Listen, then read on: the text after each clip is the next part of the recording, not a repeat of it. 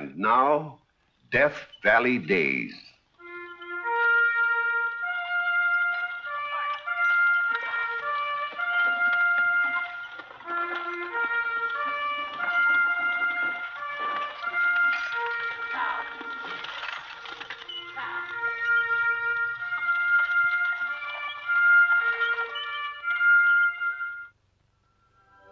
Howdy, folks. I'm the Old Ranger, and I have another interesting true story for you about the historic Death Valley country. On a December day in 1846, a covered wagon train creaks slowly into the Santa Clara Valley and halts near the Guadalupe River. The long overland journey is over. Dr. Isbell and his party have reached California safely, a California in which gold has not yet been discovered. A California still under the flag of Mexico. Now, these settlers have brought with them their wives, their children, and their household goods. With them also, though nobody realizes it, they have brought California's first school mom. This was to have been their last encampment before going their various ways. But Dr. Isbell has news that changes all that. This trouble between the United States and Mexico is far more serious than reports have led us to believe. Serious enough to make every able-bodied man in this party feel that he should volunteer at once. You mean go fight? But what's going to happen to us? Women and children will stay right here. Alone? It's the safest place we can leave you. That's all very well for you to say, Mr. McPherson. You're not a married man.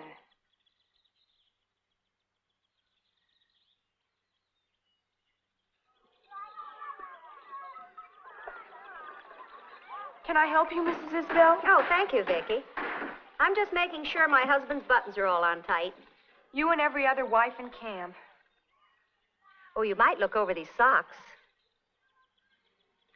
Did Dr. Isbell really mean what he said about our not leaving camp while the men are gone? He couldn't have made it much clearer. But don't worry, our food will hold out. Well, I'm thinking about my drawing materials.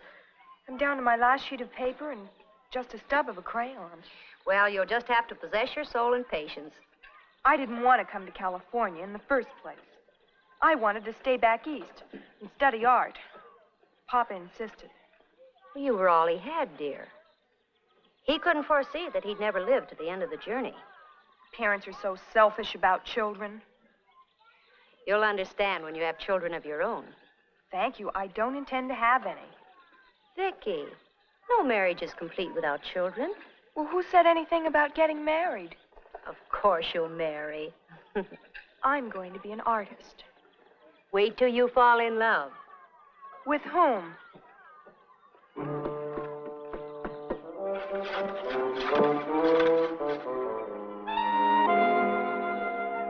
I don't see any prospects around here. Well, keep looking. I'm not that interested. A career is all very fine, Vicky. But it can't take the place of marriage and the joys of motherhood. That's the belfry! Ethan Bullock, don't you dare! I found him in the old mission hanging from an arch. Well, take it away, nasty creature. Boo! Want to see him fly? No!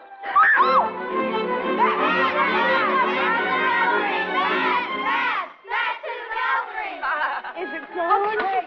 Yes.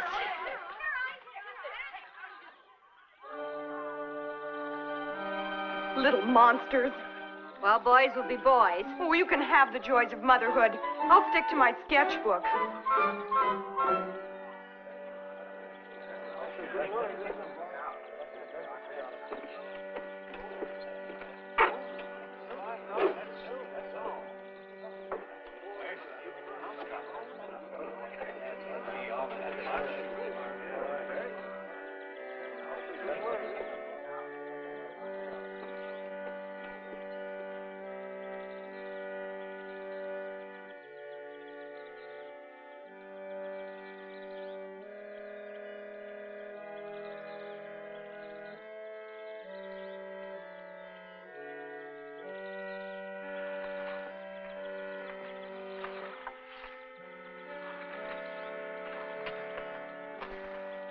Who's it meant to be? Oh, just a man. Handsome devil. Of all the conceit. Don't tell me it's me. You just happen to be in my line of vision. You used up your last bit of crayon on me? Why aren't you over there at the meeting? Oh, it's more for families. I have nobody leaving tomorrow that I care about. That's too bad. I think I'm very fortunate. You do? Please. What do you want it for? So I can draw something else on the back.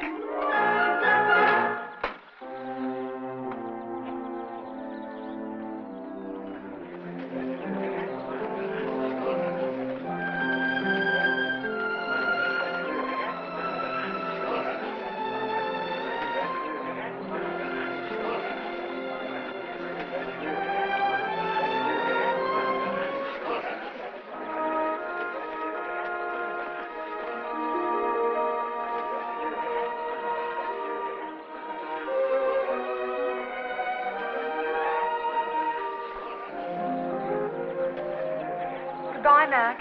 Goodbye, Vicky. What I said last night about being fortunate. Oh, I understood. I think I'm fortunate, too. The girl I matter most to is going with me. My horse.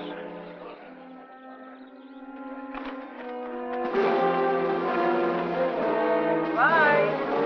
Bye, Henry. I have it. Bye-bye, Mary. Bye, Joe. Please be careful.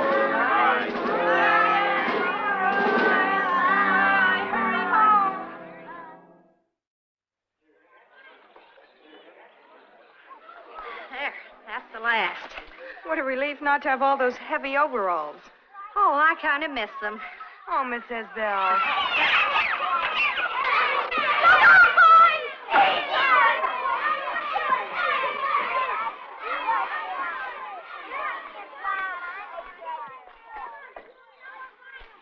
Oh, I could rip the hides off all of them. Brats. Something's got to be done with those children. They need occupation. They might try doing the wash. Oh, it's a strain living herded together like this in wagons. If they were back home, they'd be going to school. School? That's what we need. Where is there any school in this wilderness? We'll start one. I taught before I was married. I'd be glad to take charge. We could use one of the wagons. No, not enough room. But there's a nice place in front of the old mission. No, but then we have no school supplies. No blackboards or slates, no pencils and paper. If we could find pieces of wood, like shingles, they could ride on those like the Indians. Right with what? Anyway, there are no shingles around here. You'll just have to teach them by rote. Let them repeat out loud after you. No, they can't learn to read that way, Vicky. They've got to see the letters.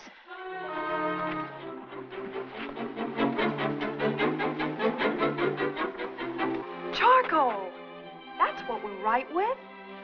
But what can we write on? Our hands.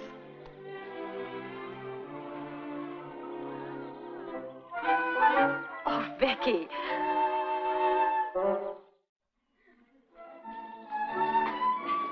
Children? Ethan, take off your hat. Jimmy, sit down. Come on, Jimmy, sit down. There's a blanket for you to sit on, Dee Dee. Right here. I don't wanna. You're going to have to learn to do what Miss Isbell asks you to. Then can I sit by Mrs. Isabel? I want to sit by teacher. That's all right by me. Spoiled brat. That will do, Ethan. How many of you can write the letters of the alphabet? That's fine. We'll start with the letter A. Vicky will show you how to write it.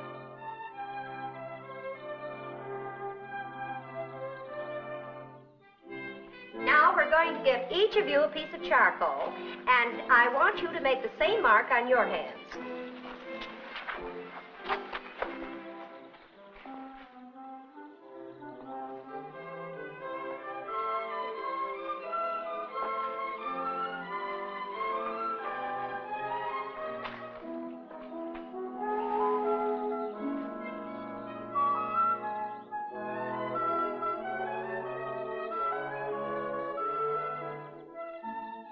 everybody finished? Yes.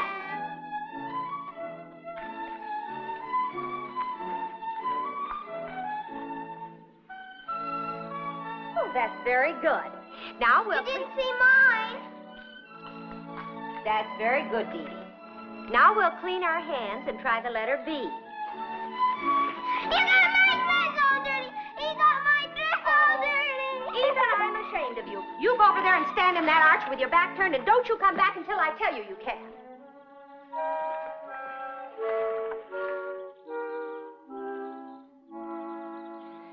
Now we'll try the letter B. Vicki will show you.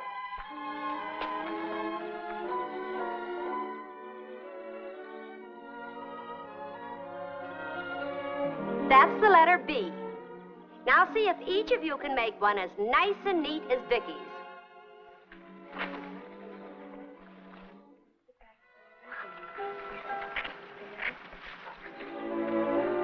Miss Isbell! Ethan, I don't want one word out of you. But Miss Isbell, can't you ever behave?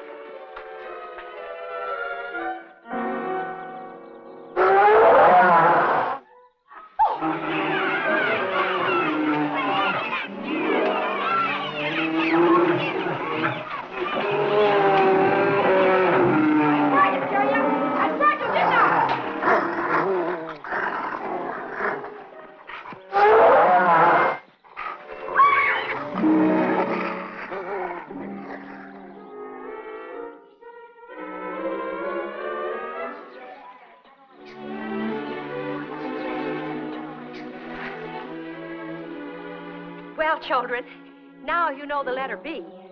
B is for bear.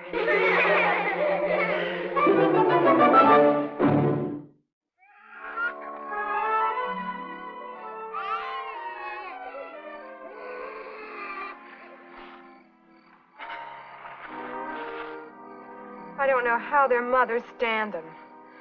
One day with them at school and I'm beat. B-E-A-T. You'll get used to it. Look, I'm not going on, Mrs. Isbell. I just couldn't take it. But I need you, Vicki. Miss Isbell. Oh, hello, Evelina. Miss Isbell, I came to tell you I'm taking Dee Dee out of school. But you can't do that. It would disrupt the whole class just as we've got started. Why do you want to take her out?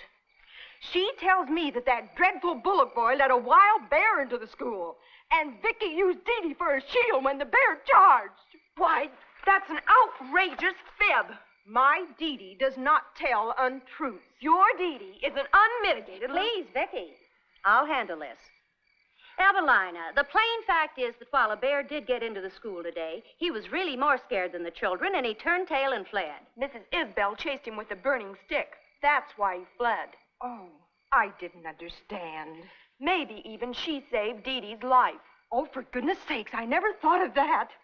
Dee Dee has a wonderful imagination, Evelina. You think so? She needs to be in school, so we can get that imagination working in the right direction. She's very talented, isn't she? Yes, she is.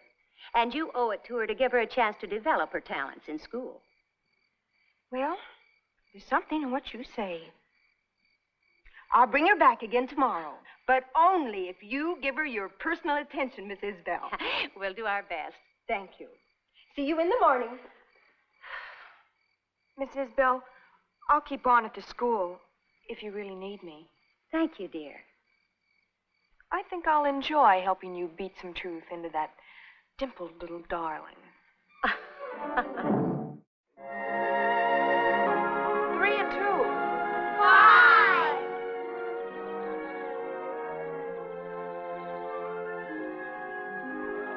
6 and 1.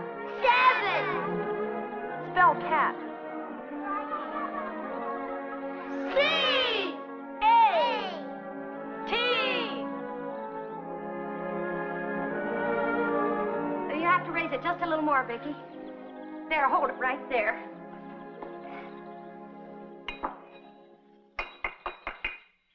There, now, ease it down. Easy. Easy. There, that'll do it.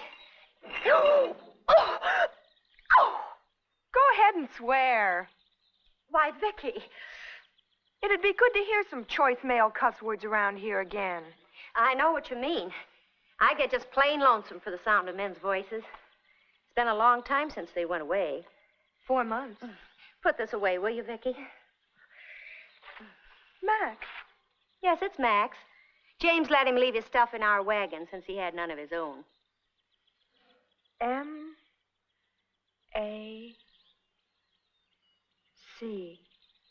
Oh, I guess I've got spelling on the brain. Miss Isbell, what would happen to us if Mexico won the war? Well, that's highly unlikely. Would they come here and seize us? Of course not. Well, we are Americanos, alone and unprotected. Now, nobody's bothered us so far, Vicky, and nobody's going to. So you put any such ideas out of your head.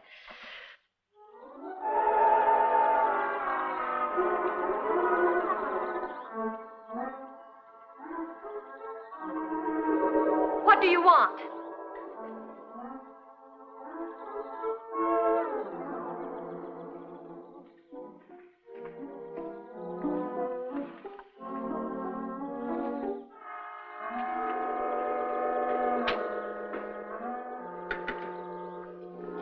We have no food to give away. No food. Pues no hay carne, no hay frijoles, pues no sirve para nada. No está bueno. What do we do? I don't know. Who are these men? Don't you dare touch her. Nina de Oro. You get out of here! Vamos! Scusa, signora. No offendi. Vamos! You heard me? Get out! Get! Vamos! It's all right, darling. Vicky. They've gone away. Ethan got rid of them. Ethan, that was very brave of you. Oh, shucks. I guess we've got a man with us after all. Well, for 2 cents, I'd let them have it. Both barrels. Señoras, my men frighten you, see? What do you want? I'll bring a letter. Senora Isbel. I'm Mrs. Isbell. Oh. It's from James. Oh, this too. Oh, Vicky, this is for you. Me?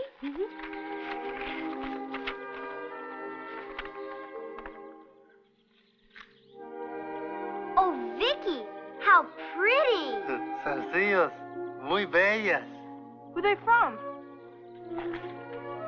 There's no name. Our men are coming back. They've been discharged. They'll be here in a couple of weeks.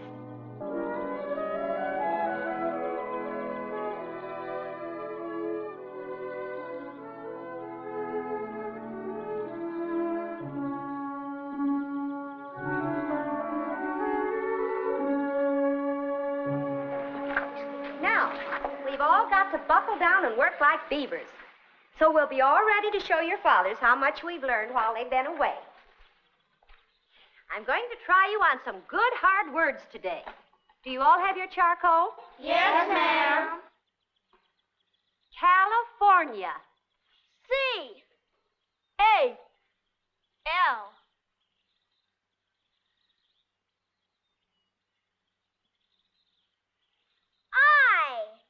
California.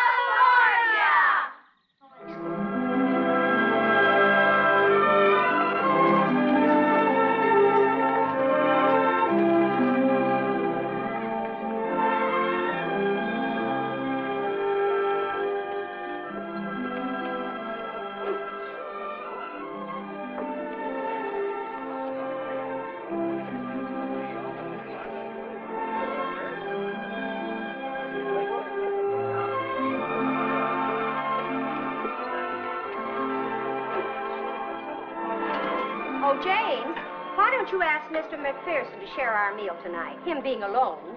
Well, Mac isn't here. He found a place down on the San Benito River where he's going to settle. So he's left the party. Oh, we'll all be breaking up in a couple of days anyway, going our separate ways. Yes. I suppose it wouldn't be worth his while to come all the way back here.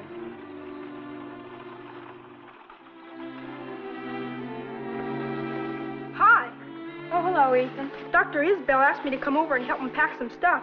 He'll be back directly. You suppose there's any schools in Yerba Buena? That's where my folks are going. Oh, I don't believe there are American schools anywhere in California yet. Where are you going from here, Vicky? Oh, with the Isbells, I suppose, to Monterey. They've sort of adopted me. Why don't you get married?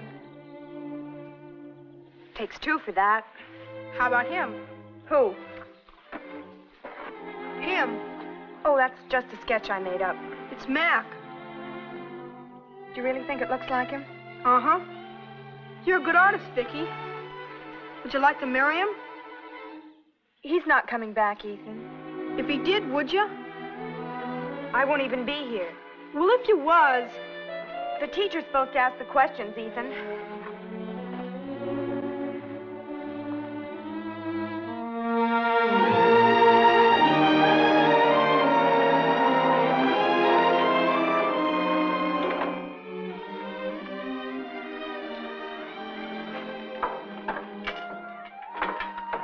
Hey, this says Mac.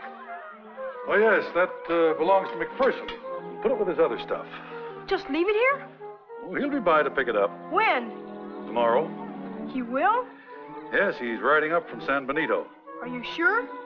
That's what he told me. Well...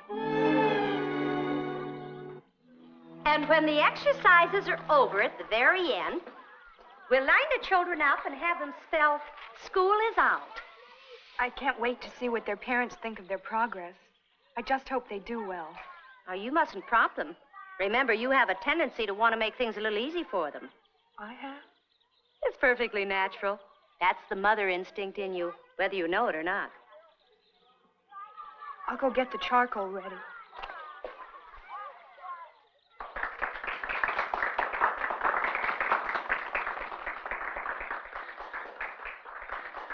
You have seen here today what the children have learned in the way of reading and writing and arithmetic. Now, I want to give credit where credit is due. Vicki? I could never have run this school without Vicki. She's been wonderful. It was her idea that we use our hands to write on, since we had no blackboards or slates or paper. She has shown imagination and patience, and hasn't hesitated on occasion to apply the palm of that same hand where it would do the most good. Vicki, take a bow.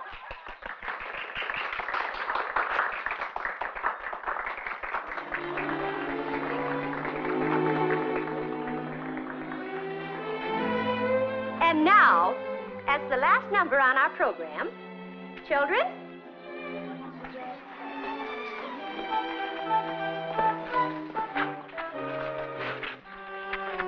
the three sweetest words in the English language to the ears of children.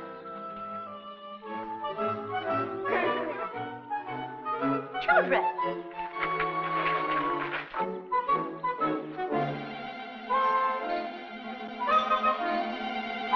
Vicky loves Matt.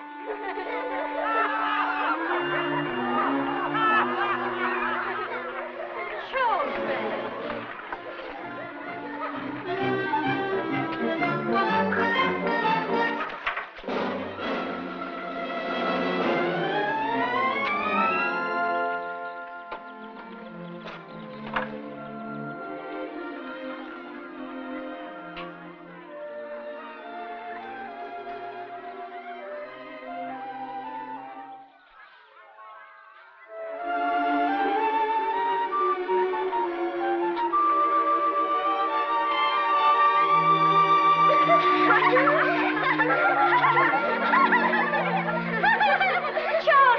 Children, school is out.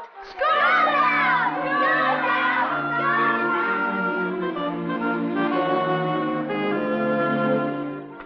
Wonderful the way things work out, isn't it? And if you want to see where California's first schoolma'am held forth, visit the old ruins of the Santa Clara Mission on the campus of the University of Santa Clara at Santa Clara, California.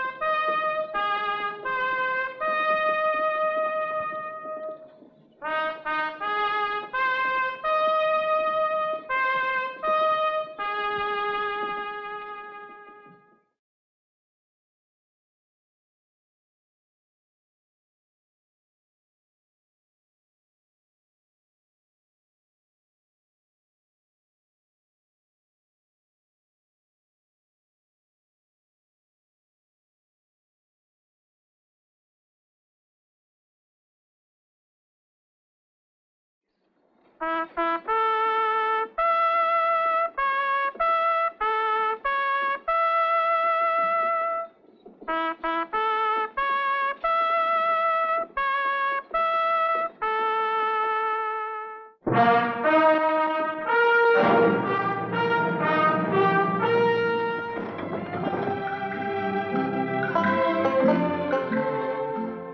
folks.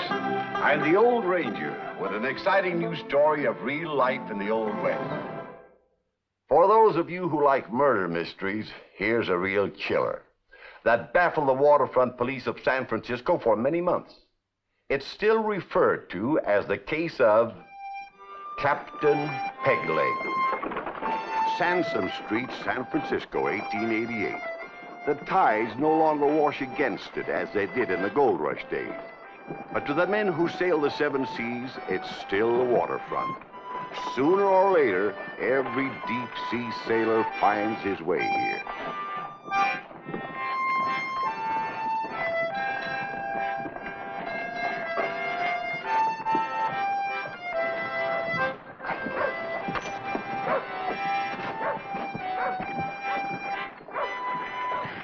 Hello, Roo.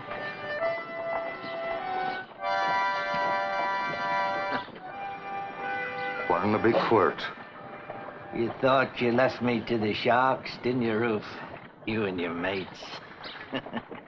But I fooled you. I come through. All except for this. 'Twas every man Jack for himself, Court. Oh, sure, Roof. And the devil take the hindmost. I still got the scar on my skull where you hit me with the oar when I tried to climb aboard. There was only room on the raft for 6, you know that. Glad to see you've been promoted to first mate, Logan. The big Minerva, ain't it? How would you be knowing that? I've been keeping track of all of you. Ain't much else to do. A swab with a Pegleg. Bust ashore. Look, Court, I got a man waiting on the wharf. Oh, sure, Roof. I understand. I just wanted to say ahoy. For old time's sake. Why, thank you, Roof. Thank you. Maybe when I'm in port again, we'll... Maybe.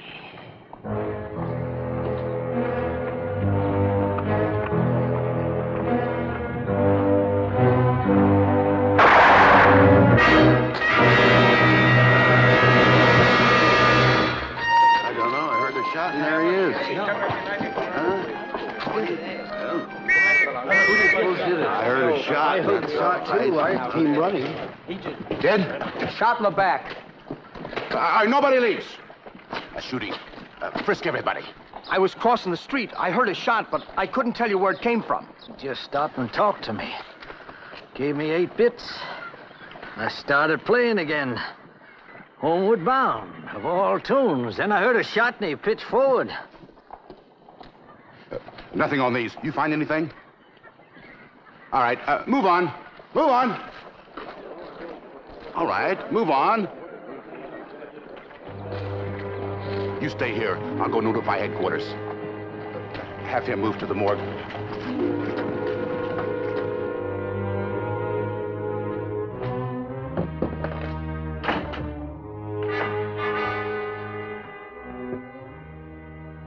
Four dead. 2 more.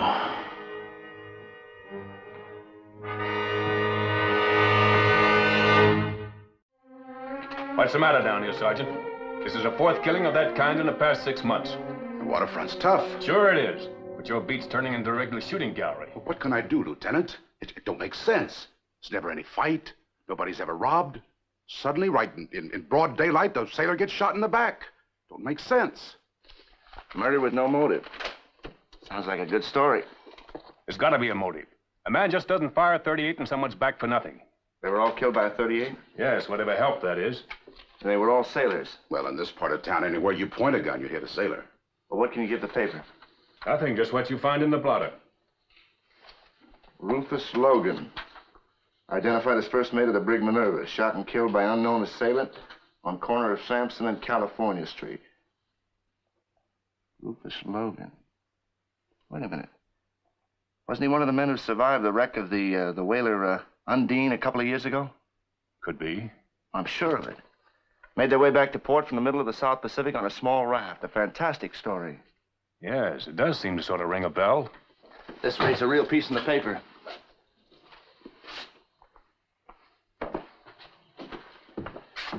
Thank you, Lieutenant. You made my day worthwhile. Raft survivor meets death by bullet. Rufus Logan, first mate of the brig Minerva. You remember me telling you about him? He was one of the 6. Yes. If it hadn't been for him, we'd probably none of us have come through. He sure had what it took.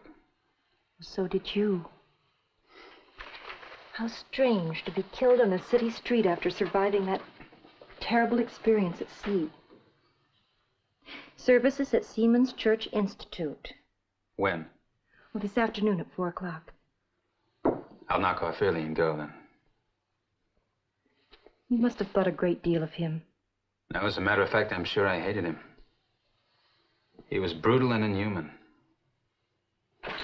But he did help save my life. Least I can do is pay my last respects.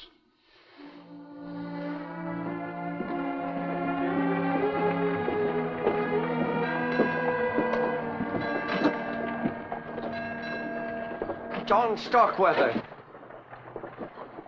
Charlie Tetlow. I was hoping you'd show up, John, so I could talk to you. I just happened to read about it in the papers. Oh, it's a terrible thing, John, this shooting. Yes. Charlie, I don't recall you having had any special love for Logan. I hated his guts. But do you realize that he's the 4th one of us to be murdered in the streets of Frisco? Us? The 6 that survived the Undine. No, I didn't realize that. You and me are the only ones left, John. I'll tell you, there's something behind this. No, Rufus just had an awful lot of enemies. Well, what about Carl Johansson? A kinder man never lived. And Billy Drummond, why, he was everybody's friend. And the same with Marty. And now they're all dead, John. They're all shot in the back. Charlie, let's go inside. I believe the service is starting. All right.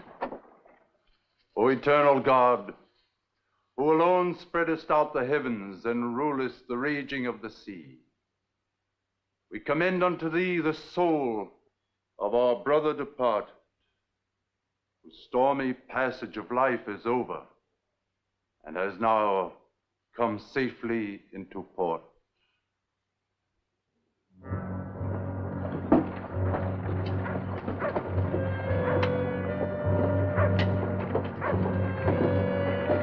I still think we ought to go to the police. And tell them what? That somebody's gunning for us. Now, listen. John, you and me are next on the list. Now, I know it. I think you need a good drink, Charlie. Come on, I'll buy you one.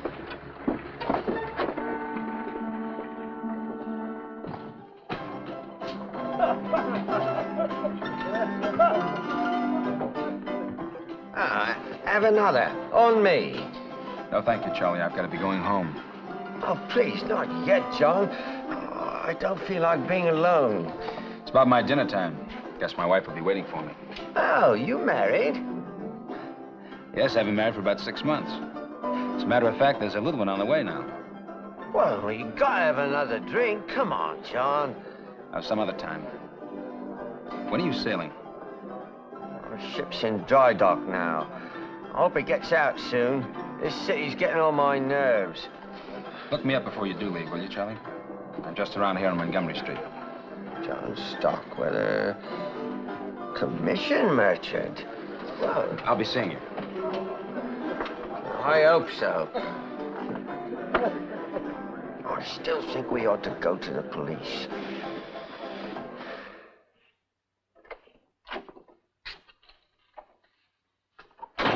Sorry I'm late, honey. I stopped off and had a drink after the service with an old friend, Charlie Tetlow. Oh, ship's carpenter on the Undine. How did you know that? Well, darling, I read those clippings so many times I know all the names by heart. There's Carl Johansson, bosun's mate, William Drummond, helmsman, Martin Strom, ship's cooper. Were they all there today, too? No, dear. Out to sea? John, is there something wrong? No, why? Well, you seem so upset. Honey, a funeral isn't the most cheerful occasion. Oh, here, let me do that. You're all thumbs. Lydia. What is it? Honey, nothing is ever going to come between us.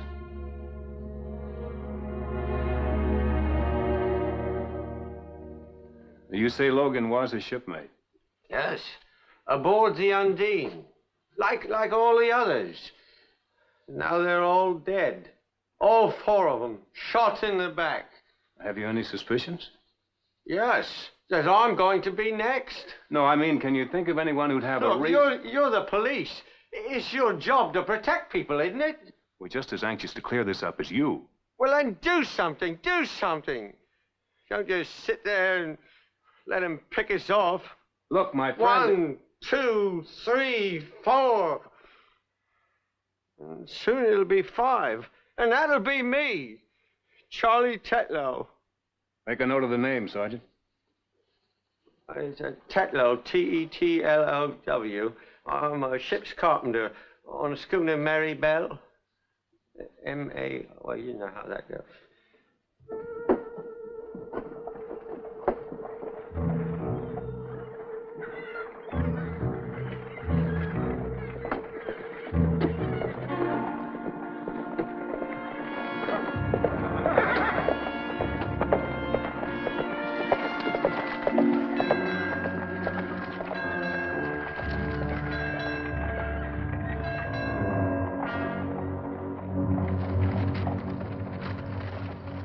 We sail tomorrow. I just got me orders. Well, I suppose it makes you happy. Oh, I just wish it was today. Yes, you look like a little change might do you good. I suppose I'm a darn fool, John, worrying so. Well, you know what they say. All sailors are superstitious. Not you. Well, that's because I'm a landlubber now. Don't you ever miss the sea? No. See, everything I care about in the world is right here. Well, goodbye, Charlie. Oh, goodbye, John. Good luck. Well, thank you. Same to you. Right.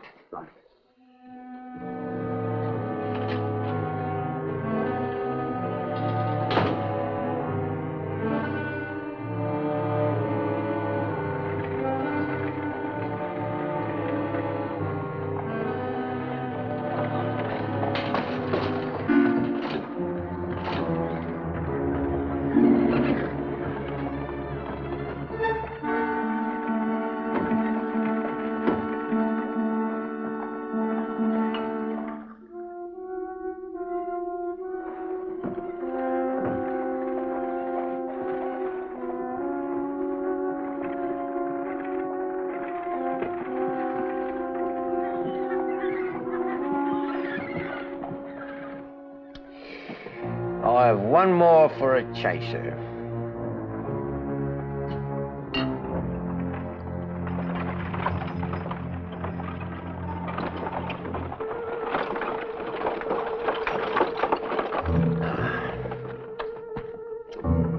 Right.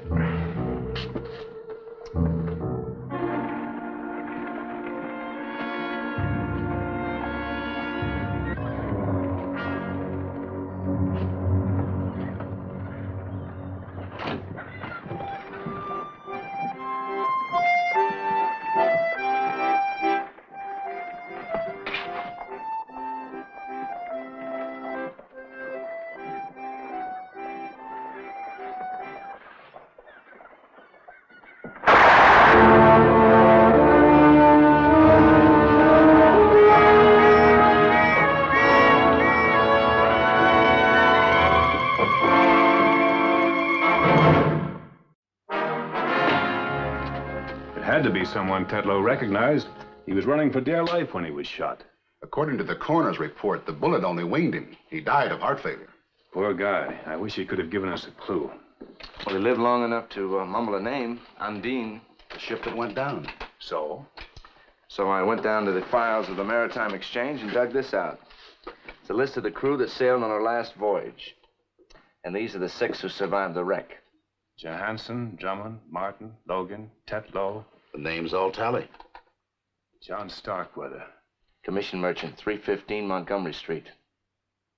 We're too late to reach him at his office. He lives on Rincon Hill. Then let's get going. Sergeant, take over the desk. Yes, sir. Charlie Tetlow? Oh, yes, I know him. When did you last see him? This afternoon. He dropped in my office to say goodbye. His ship is sailing tomorrow. He won't be on it. Charlie Tetlow was shot and killed on Sansom Street only a few hours ago. Had Tetlow ever expressed any fears to you, Mr. Starkweather, that his life was in danger? Yes, he had. When? At Rufus Logan's funeral about a month ago. What'd he say? He said he was afraid that we might be next. You see, Logan wasn't the first of our shipmates to meet a bad end. The 4th, to be exact. That's right. Why didn't you come to the police, Mr. Starkweather? Well, I didn't see any reason to. 4 of your former shipmates had been killed under identical circumstances, and you saw no reason to come to the police. Why could I tell you that you didn't already know? Aren't you worried for your own safety? Not particularly. That's surprising. Look, I just put it down as a jinx. Are you still of that opinion, since Tetlow's death? Well, now I don't know what to think. Look, gentlemen, if you'd like to discuss this further, I'll be very happy to come down to headquarters. You can call me at my office. All right, Mr. Starkweather. Thank you. Good night. Good night. Good night, man. Bye.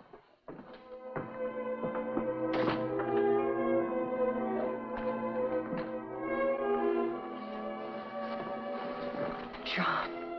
Now, Lydia, I don't want you to worry about this. But you never told me about the others. Well, honey, a man has to have some secrets from his wife. John, I'm so frightened. Don't be. Nothing is going to happen to me. Well, how can you tell? I have too much to live for. Well, if he's not worried, he ought to be. Maybe we should put a bodyguard on him. We don't know that there's any immediate danger. It could be months or a year before anything happens. Any objection to my doing some sleuthing on my own? What did you have in mind? Finding the man who's toting that 38. You go right ahead.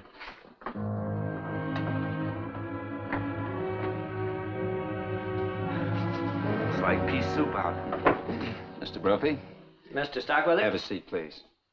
Yes. This message was just delivered by a boy. A notice to come to the appraiser's building this afternoon in regard to some dutiable goods. What goods are they talking about? I've no idea. We're not expecting any consignment, not that I know of. You want me to check on it? No, that's all right. I'll drop in myself after lunch. Thank you.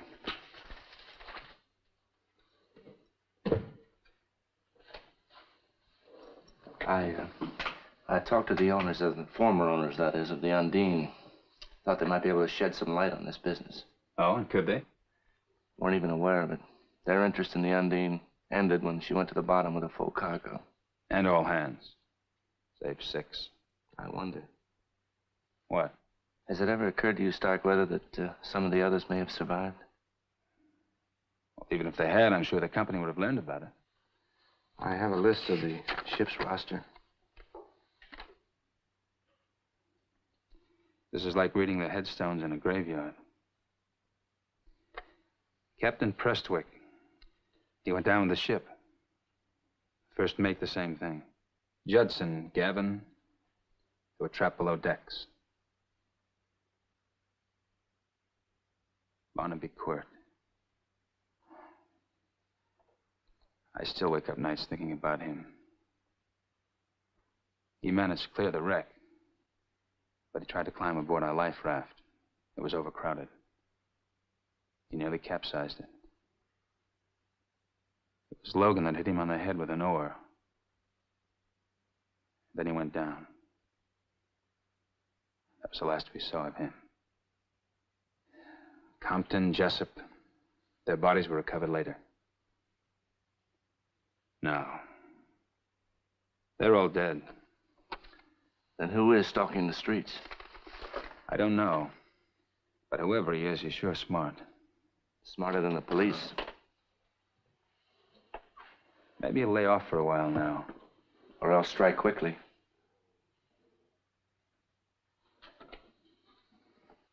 Can I take you to lunch? Oh, no, thank you. I'm just going to grab a quick bite. I have to stop in at the appraiser's building.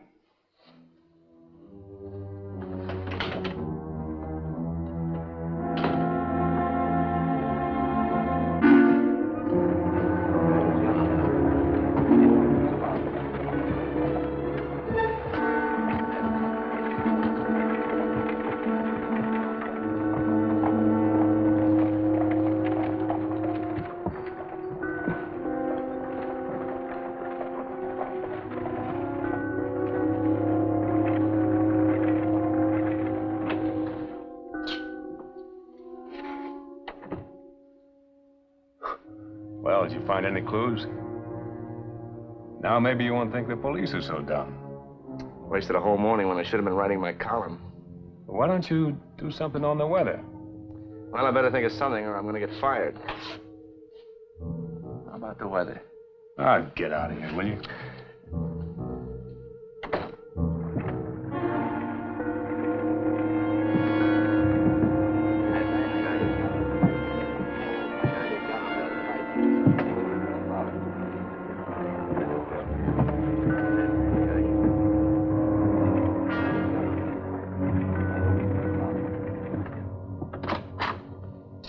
Hi.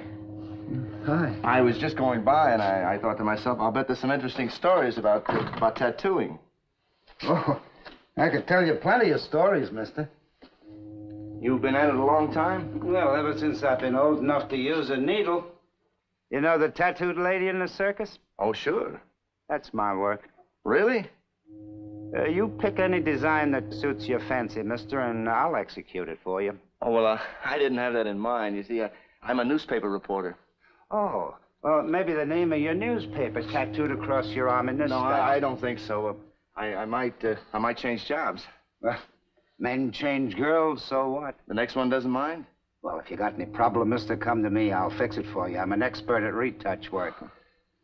Guy in here had that name Undine changed to Nadine. When I got through, you wouldn't have known. Undine? Yeah, beautiful job. Well, what was he like? Oh, had a peg leg, an old sailor. What was his name? It was a funny name. It was Quirt. Barnaby Quirt. Where you going, mister? Appraiser's building.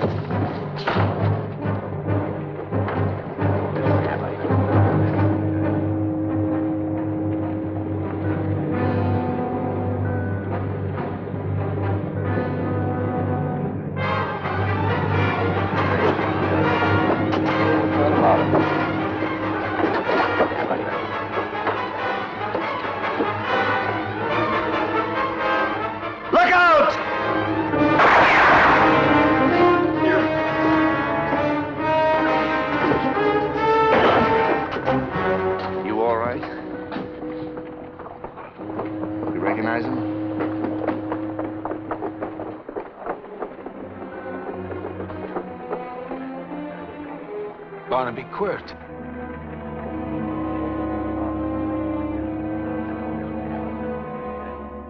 He had a .38 revolver concealed in this wooden leg. And this wire that ran up to his pocket pulled the trigger. 5 bullets found their mark. The 6th just missed. And that winds up the case of Captain Pegleg. In Reno, Nevada, at Harold's Club, there's a famous exhibit of guns. From it, we borrowed this one. Yes, here it is. The actual murder weapon you've just heard about. Unique in the history of the West.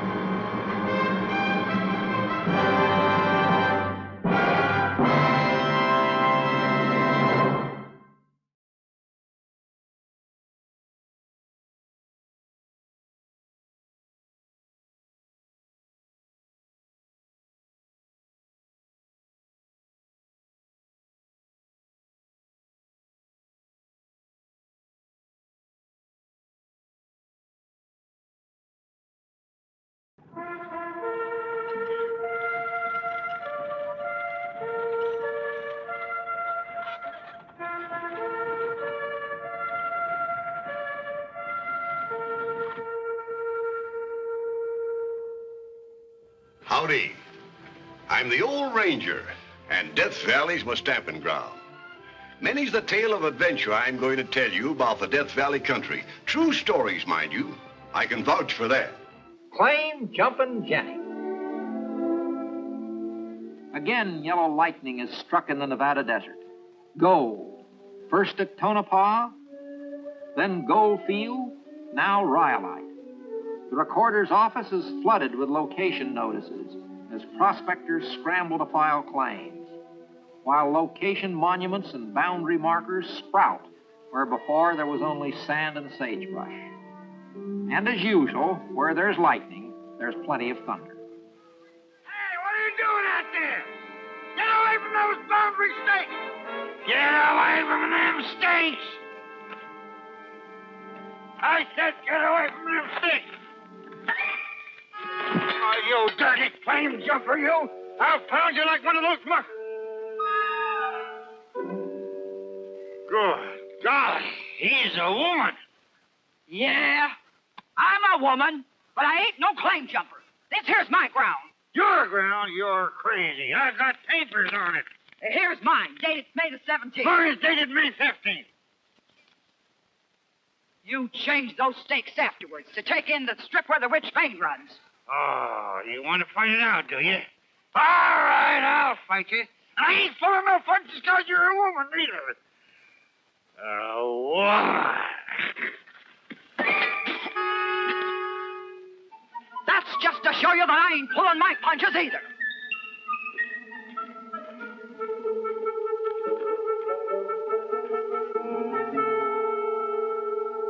She's got a kick like a mule, a face like a horse, and a disposition like a bear with cubs.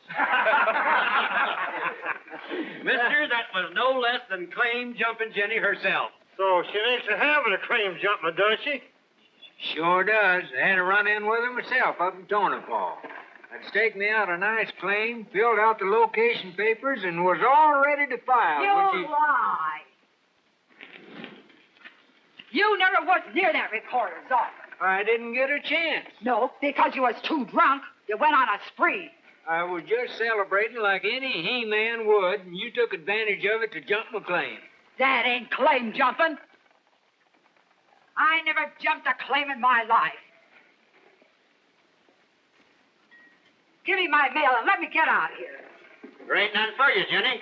There ain't. Nope.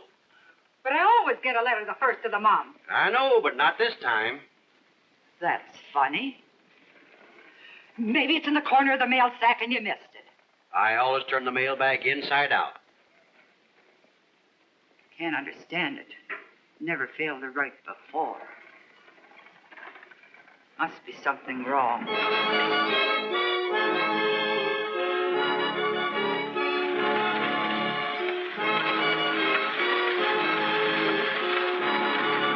Mother's going to think something terrible has happened when she doesn't get my usual letter.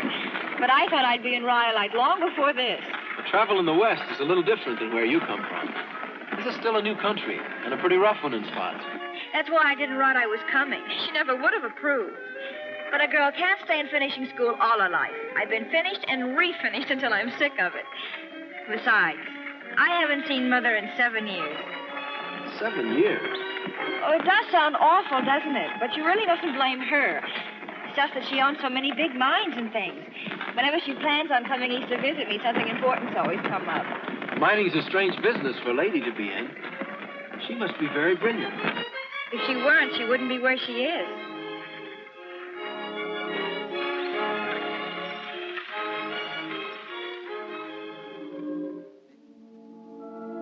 Poor Jenny, getting a headache worrying about a letter that didn't come. While at the very moment, a bigger headache was rolling her way. Maybe I should say poor Linda, too. You ask me, the desert's getting too gall-darn civilized. A mining camp with an ice plant. What are we going to have next? Ice cream?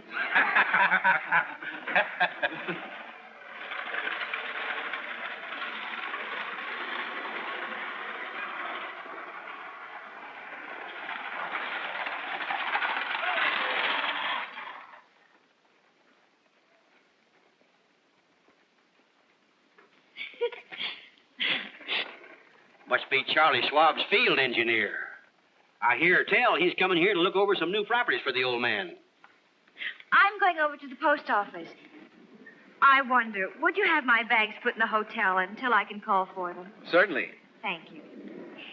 And thank you for your company. Well, I'm the one that should be doing the thanking. You've turned a dull trip into one I'll never forget. Who's the little chickie with him? His wife, I guess. The way he's paying attention to her? You better guess again.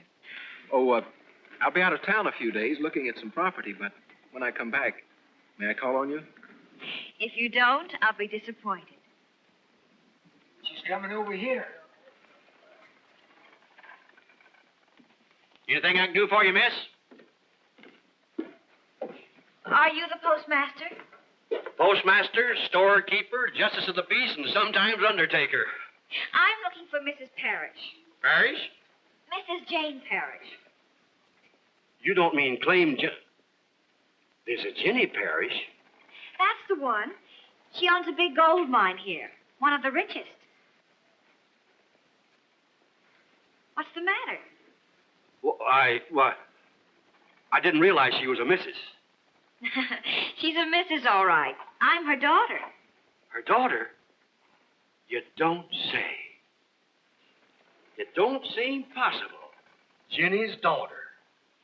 Could it be the big house on the hill? Huh? Oh, no. That belongs to Senator Clark of Montana. Oh. Oh, you might find her. Now, it's just possible if you go out that way, along the ridge road, the last house. How far is it? Oh, it ain't far, just a hoop and a holler.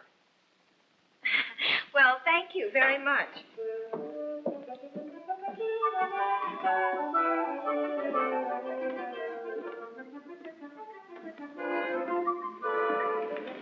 Hey, what you want, Jim? Who is she?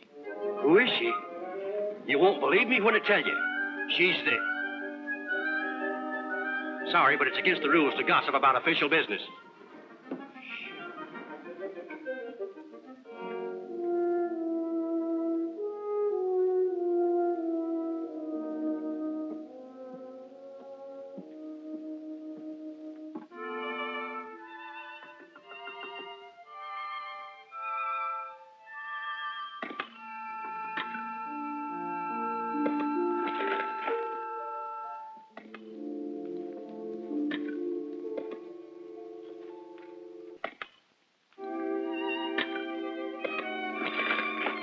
Excuse me, sir. I'm afraid I'm lost. I'm looking for Mrs. Linda. Mother. Linda, baby. Mother, I didn't know you. Oh, I didn't know you either, baby. Why, you've grown up to be a beautiful young lady, just like I always prayed you would. But what brings you here? No trouble, I hope. No, I just wanted to see you. It's been so long. Been long to me, too. Do you really live here? In this place? When I ain't prospecting. Mrs. Jane Parrish. The wealthy mine owner. Why did you ever write such things? My friends, how will I ever face them after what I've told them? Shucks, baby, they don't need to know. Them girls back at school never have to find out. It isn't just the girls at school. It's other people, too. Oh, I feel like such a fool. I wish I'd never come out here. So do I, baby. If it's going to make you feel unhappy. I didn't mean no harm by what I read. I only done it so that you'd feel as good as the rest of them and hold your head high. And one of these days, I'm going to strike it rich and then everything's going to be all right. That doesn't help any now. No, guess it don't. How'd you get the money to come out here? I saved it from what you sent me. Got any left? Well, it'll be a mite crowded to put you up here. There's a nice hotel in town. with electric lights and running water. Now, you can stay there until I can scratch up enough to send you back east. And, baby, if it'll make you feel better, I won't tell anyone I'm your mother.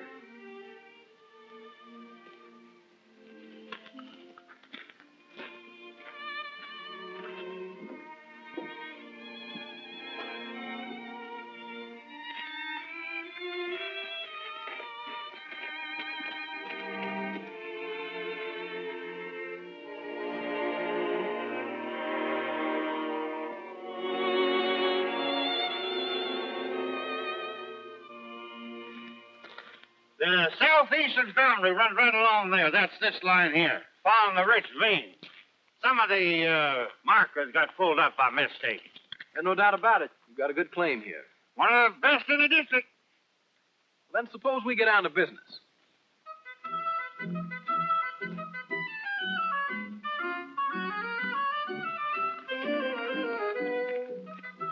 Mr. Schwab isn't one to haggle. There's something he wants, he'll pay what it's worth. What blazes are you doing on my ground? It ain't yours, and you know it. His claim only goes to there, mister. This strip belongs to me. Don't listen to her. She's known as Claim Jumping Jenny. She's famous all over Nevada. If there's any dispute about this ground, Mr. Schwab wouldn't be interested. Good day, sir. Good day, sir. Ma'am.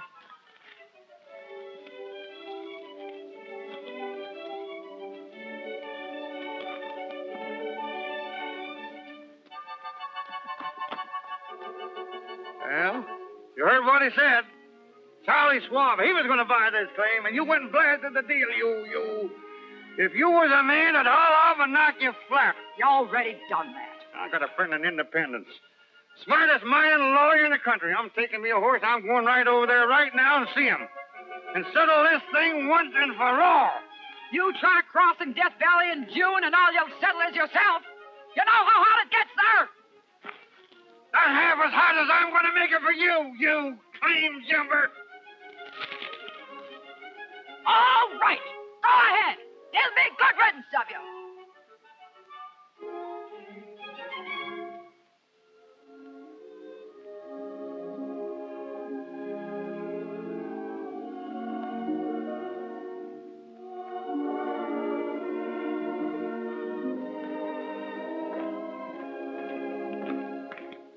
Linda?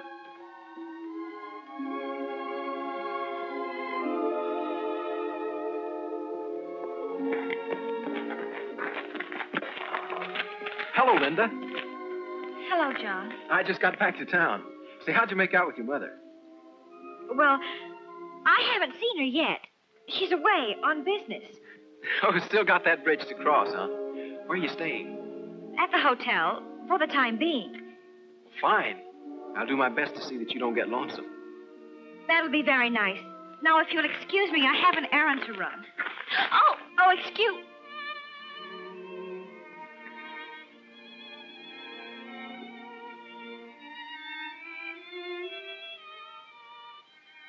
I beg your pardon. My fault, miss.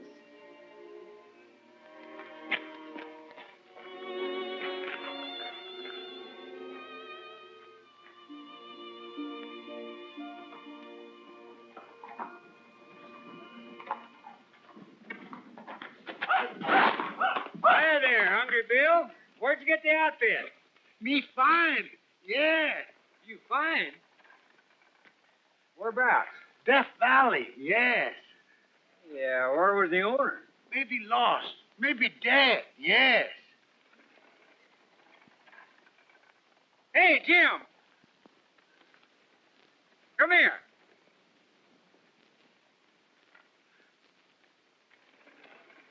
Take a look at this. You ever see it before? I sold Buck Hanson one like this the other day. Oh, Hungry Jim found it out in the Death Valley along with the rest of that outfit. Must be Buck's, all right.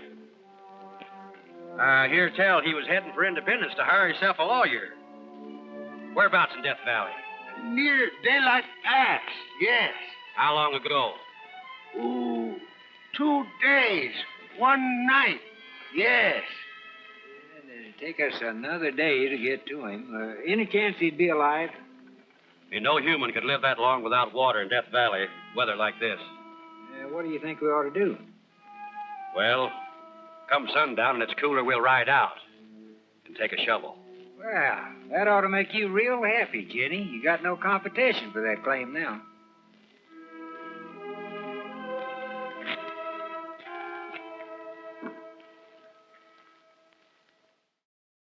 We find Jim, Tex, and Bill the Indian on their grim mission. They pushed their horses steadily all that night, and by morning reached the country near Daylight Pass.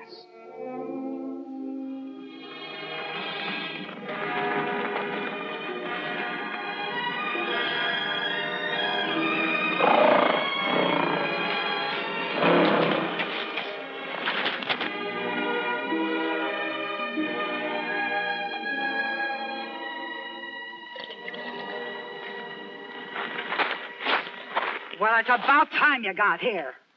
Well, after my water. Is he still alive? Yeah, no thanks to none of you. Well, don't just stand there. Help me pick him up and put him in the wagon. And then give me your canteen. And when you drive, well, I stay with him and keep his blanket wet. Buck Hanson had a pretty close call. In fact, if anybody but Jenny had taken care of him, I doubt if he'd have pulled through. But with Jenny's determination that he was going to live, well, death never had a chance. Jenny! Jenny! What are you doing about now? I've been doing a little thinking. Be careful or you'll get a relapse. When you brung me in here, who undressed me and put me to bed? Dang flies are sure getting pesky this time of year. You shouldn't have done it. 'Twasn't decent. Why, you cantankerous old burro. When we got you here, you were so near dead there was nothing indecent about you. I suppose now that you saved my life, you think I'm going to deed over that piece of claim of mine to you. Tain't yours to deed. That's my ground. Ain't either. Tis too. Give me my clothes. I'm getting out of You here. get 'em when I think you're well enough to wear 'em. I'm well enough now. I think different. Confound you, Jenny Parrish. Shut up and lie still. Here comes Jim Dalrymple. Howdy, Jenny. Howdy, Jim. How do you feel, Buck? Oh, he's getting to be his usual disagreeable self again. What you got there, Jim? Beer? Nope. Ice cream. Oh. Made it myself. Good. With ice from the new plant. It's kind of melted a little, but it's still cold. That's Here. just what he needs. Something to cool 'em off.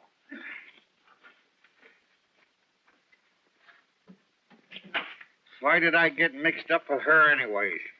Well, Jenny's quite a woman. Ain't many would have done what she did under the circumstances. That's agreed to. But she's got the gal dangest disposition of any woman I ever seen. Wonder if she's an old maid. She ain't no old maid. She's a widder. Widder? Mean she was married once? Must have drove her husband to an early grave. Nope. I hear tell he run off with another woman. I can understand that. Left her with a little girl to take care of. Pretty tough on a woman, taking care of a little kid all by herself. Especially when she tries to do real well by her. I hear tell she put her in a fine school back east before she came out here 7 years ago. And now that kid is the prettiest girl you ever seen. How'd you know?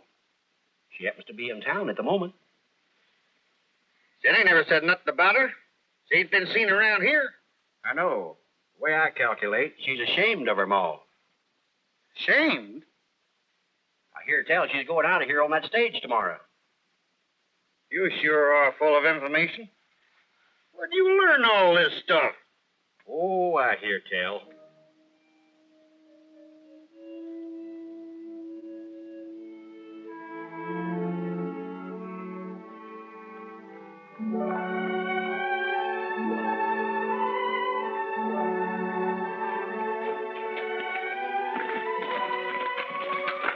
Linda, I can't let you leave like this without telling me what made you change toward me. I wasn't aware I had changed. Now, you know better than that. When we first met, I thought you liked me. I still do. You certainly haven't acted like it since we've been in town. Every time I've tried to see you, you've avoided me. I haven't had a moment alone with you. I've been very busy. Now, you know better than that, too. What is it, Linda? What's happened? I'm sorry, but I just can't talk about it.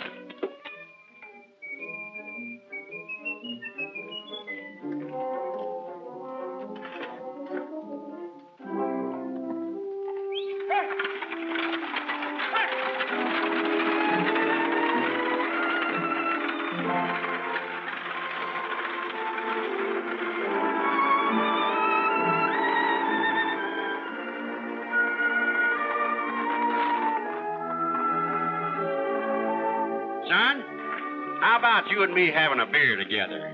There's some things I hear tell I think you'll be interested in.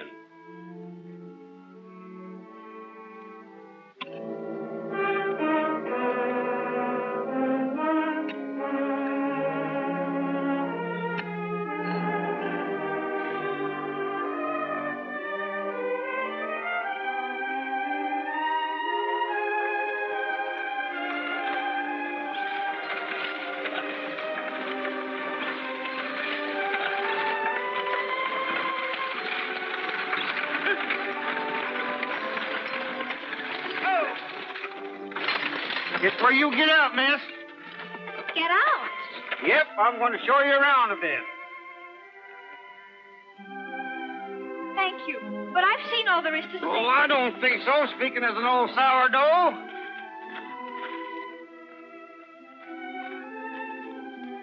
What's going on, Buck Hanson? What do you want to go and bring her here for? Wanted to see what hard rock mining was like, Jenny. Some schoolgirls from the East ain't got no idea. I should have seen to it you had on the proper shoes like your ma's. And outfitted in the proper clothes. When you work like a man, you gotta dress like one. Ever hefted one of these? You get calluses after a while. And your back ain't the same after you use one. Ask your ma. She knows.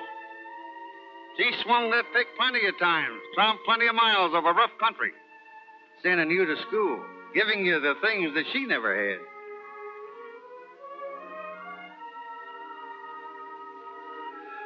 What do you want to go and talk like that to her for, Buck?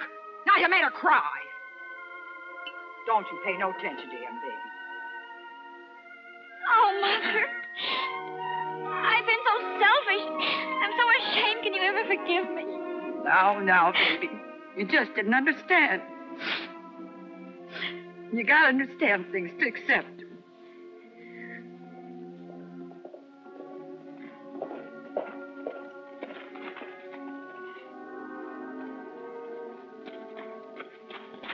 Linda? John, I'd like you to meet my mother. Mother, this is John Fleming. Glad to know you, Mrs. Parrish. It's a pleasure to find you're not the hi-hat Linda had me expecting. Thank you, young man. I'm glad to see you ain't hi-hat either. Well, this ain't no place for me. You can have the claim, Jenny. I don't want no part of it. Buck!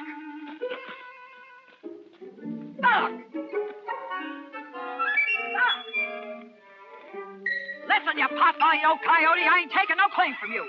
Then give it to them for a wedding present. I ain't gonna do that either. Why, you stubborn old sidewire, you. From now on, we're working this claim together. As partners. That's the deal, partner. Well, sir, as our friend the postmaster would say, from that day on, the claim jumping part of Jenny's name was dropped. And a fancy finishing school back east lost one of its best paying customers.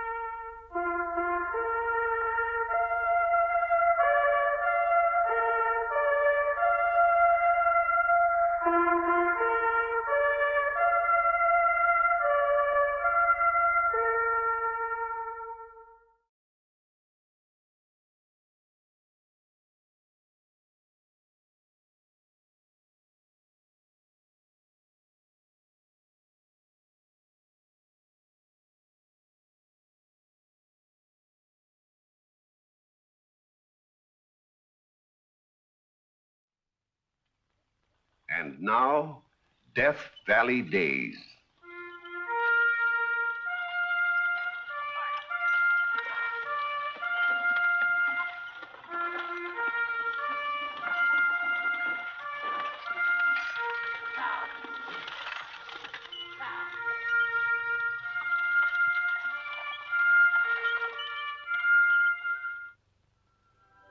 Howdy, folks. I'm the Old Ranger, and I have another interesting true story for you about the historic Death Valley country. I have here a newspaper clipping which quotes the Smithsonian Institute in Washington, D.C. as confirming the theory that the earliest ancestors of the camel roamed what is now North America. And since the camel originated right here, I'm sure you'll be interested in the story of the great American camel experiment of 100 years ago. I call the story Camel Train.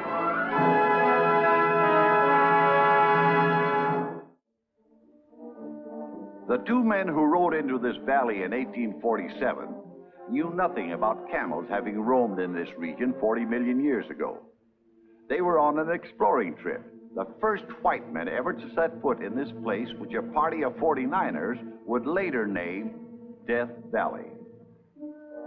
They are Edward Fitzgerald Beale, lieutenant in the United States Navy, presently on land duty, and the famous scout Kit Carson. They're interested not in the past, but the future, seeking new routes westward. Yet, oddly enough, it is camels they're discussing. You know that book by Abbe Huck I was reading out loud to you last night, Kit? You ever travel without a book in your pack, Ned? Well, not if I can help it. It gave me an idea, though. If camels are so useful on the deserts of China and Tibet, why couldn't they be equally useful here in our American desert? They sure scare the blue blazes out of the Indians. And outrun the Indian ponies, too, which is more than our cavalry can do. Right, George. The next time I go to Washington, I'm going to put the idea up to Jefferson Davis. Jefferson Davis? Who's he? He's head of the Senate Committee on Military Affairs and vitally interested in opening up the West. Go to it. You kind of skeptical about the idea of a camel corps? No. I just never seen a camel, that's all. Except in pictures. And you will, though. I predict you'll see them on our American desert as part of the Army transport system, and within the next few years.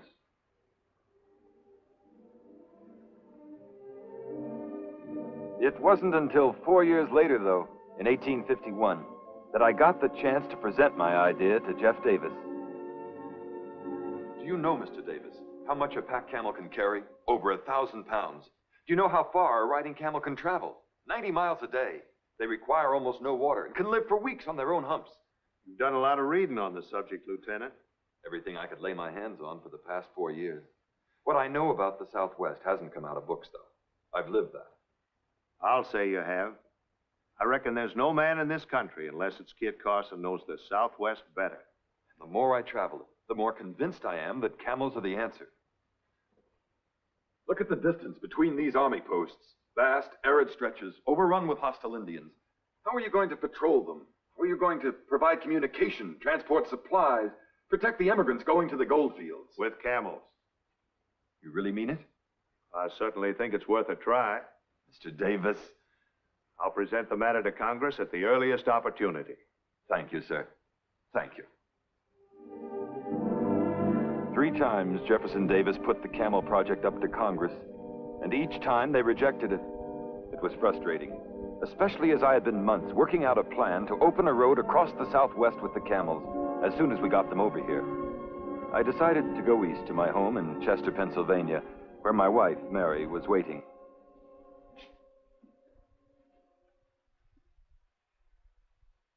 Ned, I feel sure that Jeff Davis will push her through this time, now that he's Secretary of War. Dear Mary. Always the loyal helpmate. Well, I know one congressman who'll vote for it. My father. If there's one thing in life I find it hard to bear, it's waiting for action. I know you do, dear. But Cousin David Porter has promised to let us know. There he is, I hope. David, come in. Ned, Cousin Mary. How nice to see you. David, any news? The news is good from your standpoint, Ned. You mean Jeff Davis put it over? He did. Wonderful. He got an appropriation and is naming a commission to proceed to the Near East to purchase camels. Good, good. That's great. Oh, you see, Ned, they do appreciate your ideas. Yeah, there's only one thing wrong with the picture. I'm to head the commission. Oh, who could head it any better? Well, after all, you lived in Constantinople as a boy when Uncle Porter was consul there. Have you ever smelled a camel? Think of spending weeks aboard ship with 80 of them. But it'll be fun to visit some of those ports again, won't it? When are you sailing? In a matter of weeks. As soon as we can convert the naval store ship Supply into a floating caravanserai. How long will it take before you get the camels over here? Several months. August, perhaps. The plan is to take them to Texas by water, and we'll land them there. And then what? That's where your husband takes over, my dear. As soon as I get the camels off of my ship, the whole experiment is up to Lieutenant Edward Fitzgerald Beale. Ned to you. He dreamed up this whole thing. He'll have to see it through. And I will, too. I'll prove that the American desert and the Army need this Camel Corps. You'll both see it through. Well, I think it's simply wonderful the part you two are going to play in opening up the West. But of course, I didn't dream what the problems would be. Cousin David's letters were revelation. The effort to get strong, healthy young camels. The struggle to get Arab cameleers who would agree to stay in the United States. The difficulties on the ship. With those poor beasts lashed to the decks in the storms. And of course, manlike, they never thought of the baby camels that would be born at sea, or had to take care of them. And my poor Ned, waiting there in Texas in the August heat, to take over the whole responsibility of acclimatizing the strange beasts in a strange land. I'll never forget my first sight of a camel. I could tell he was sneering at me.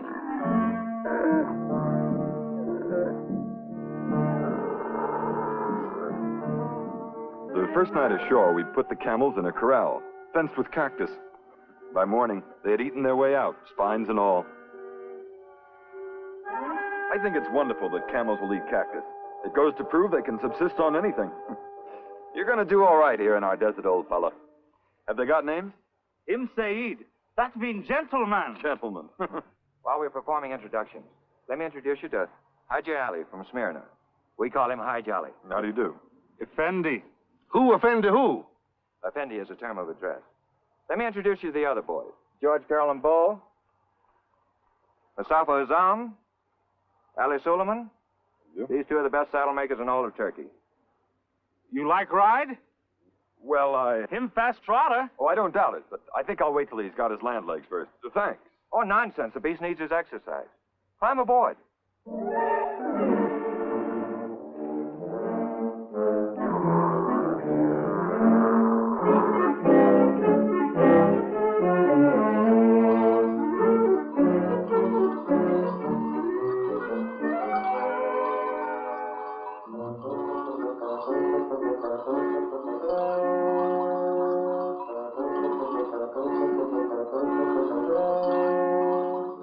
Makes me seasick just to look at him. You'll get used to that motion by the time you reach California, Sergeant. What do you mean, sir? As soon as the camels are recovered from their voyage, Lieutenant Beale is planning to try them out on a wagon road survey clear to California. The heck you say? I don't say. Secretary of War says. Harsley Gredgo, California. Fine gold. And I hope the day will come when the three of us together will have a home in California. Then I can go on the camel train with Papa? Oh, I'm afraid not, son. You're just a baby yet. I can ride a baby camel. Anyway, I wish I could see a camel. Well, maybe you'll see and ride one someday. I think camels are cute. Well designed for the desert anyway. Do you know how many stomachs they have? How many? 4. 4? Why? Well, one of them is used to store water in. Gee, think of having 4 stomach aches. Why do some camels have 2 humps and the others have 1 hump? Papa will answer all of your questions when the expedition is over. When will it be over? Oh, I wish I knew. I miss him. I miss Papa, too. Well, we'll be hearing from him, darling. He's keeping a diary every mile from Fort Defiance, New Mexico to Fort Tejon, California. He's going to bring it back and read it to us. Now, won't that be fun? Not as much fun as riding a camel.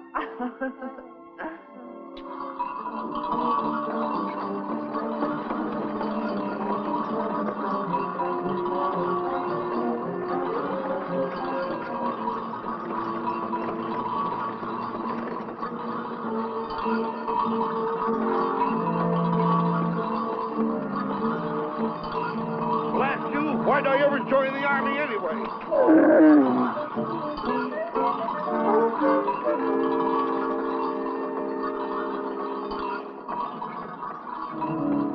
We number 48 men, 12 wagons, and 120 animals.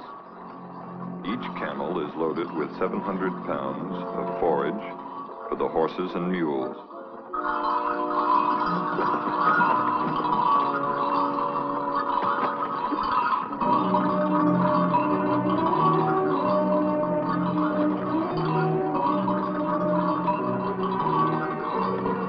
The camels themselves browse on anything they find along the way.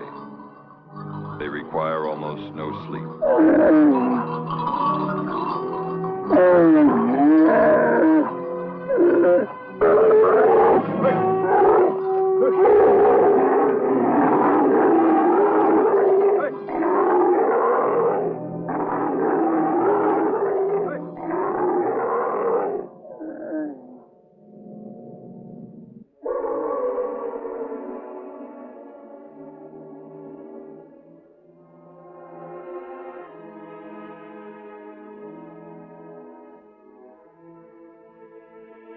Fire's getting low. I'll gather some more greasewood.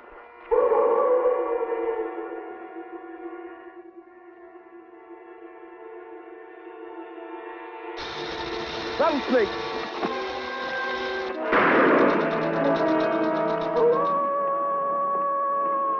He bite you? No. Lucky. Nice shooting, sir. Thanks. The country is growing rougher, more waterless. The camels alone seem unworried. They are living up to all my expectations. The only problem they create is a human one. Take that, you black heathen! And that! Stop it! I said stop it!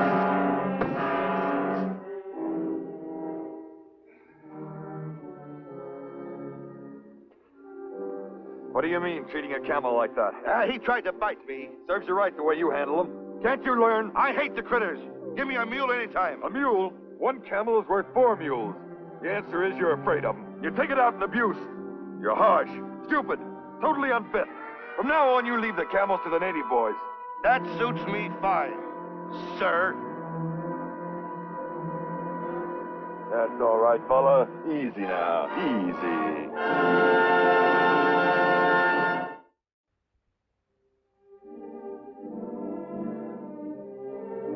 Today, our camp was visited by Mojave Indians with melons for sale.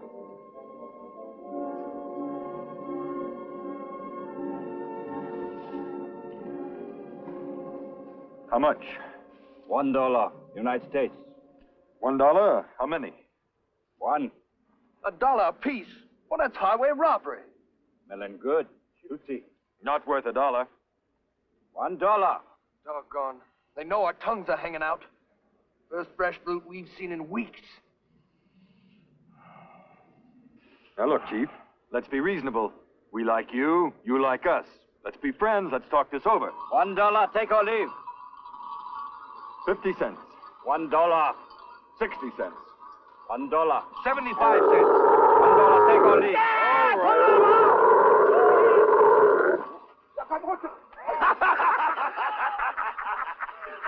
Stacy, you deserve the Medal of Honor. Thank you, sir. But I'll settle for a couple of cantaloupes.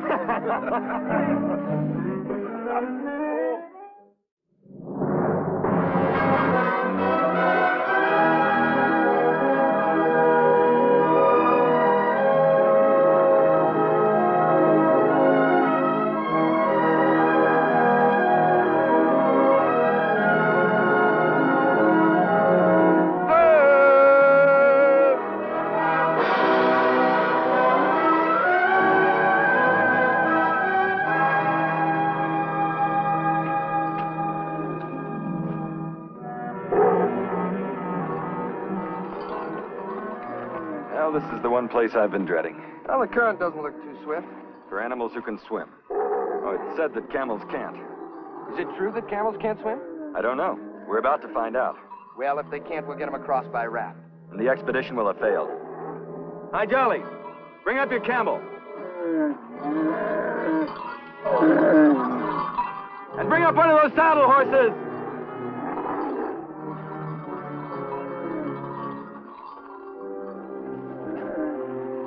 Tie a rope to that camel's lead line.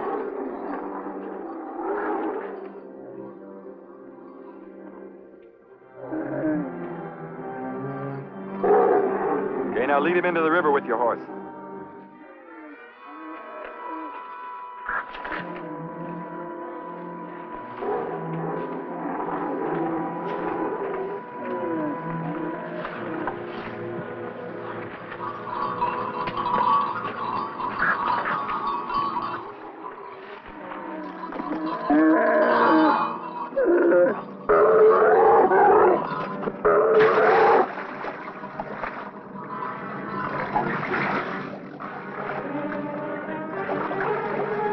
He's almost reached his depth.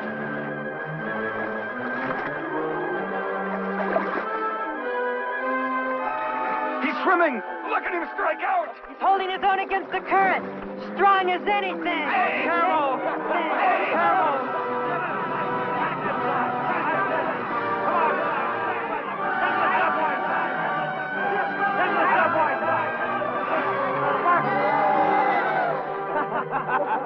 Hi, Jolly. String them together, each to the saddle of another.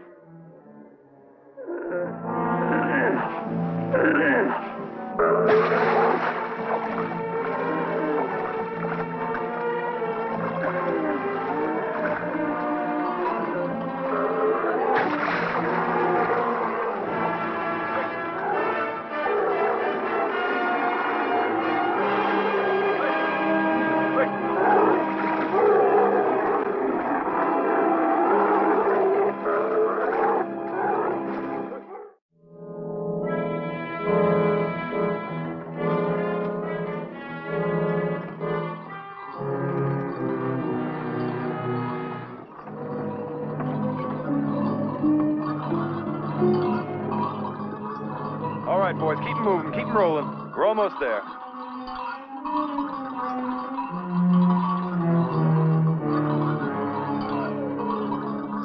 Let's go!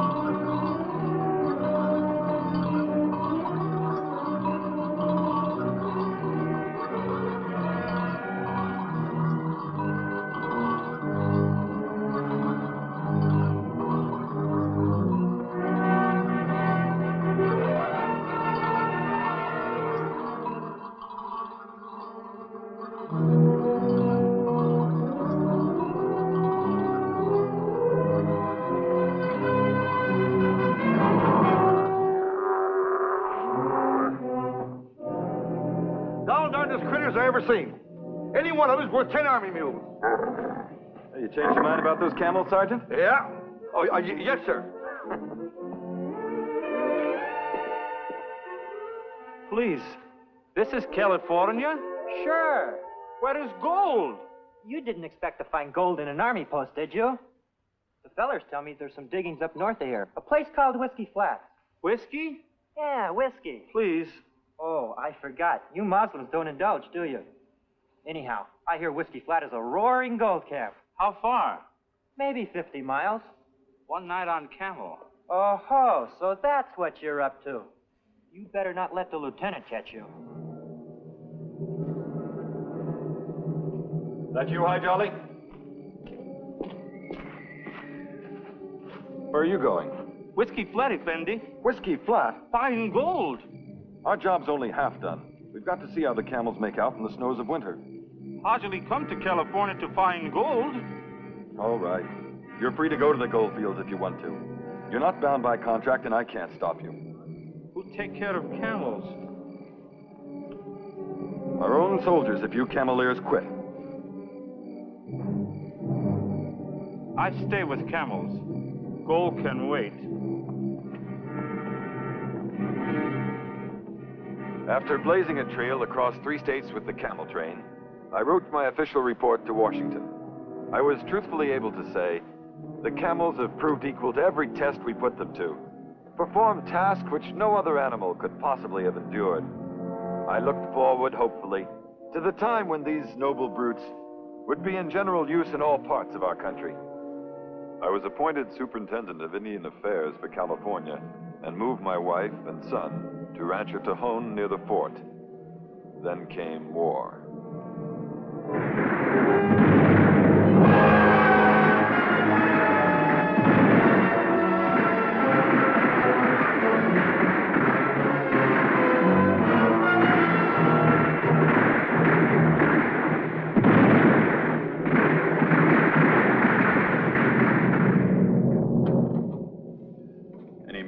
Not yet.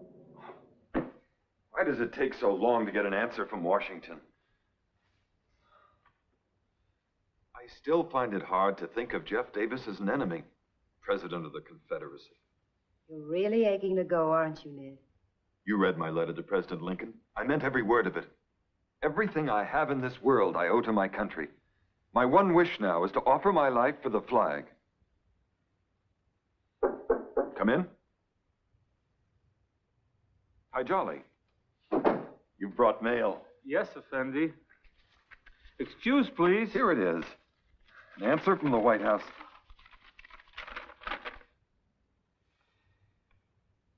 The President declines my offer.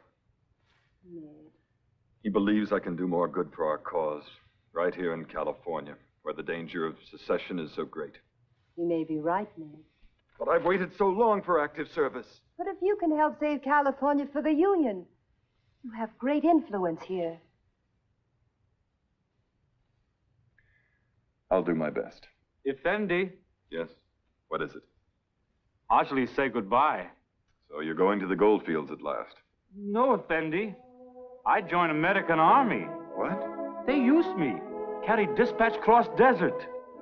Wear uniform. You're a very lucky fella, Hi Jolly. Congratulations.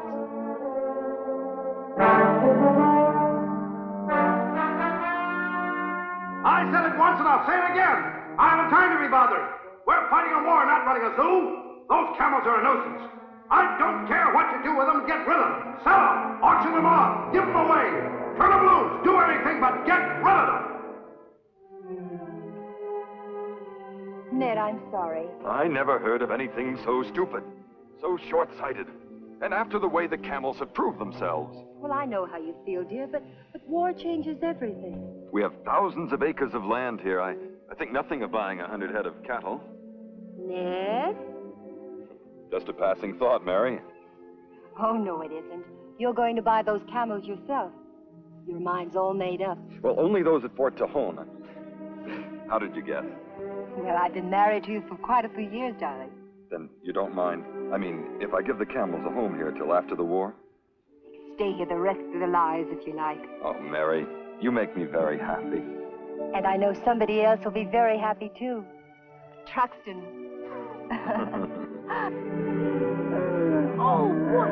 Do you really mean I can have a camel of my own to ride, Papa? Well, if you treat him right, son. And if you can stay on him. Come on, boy. MC Urquhart!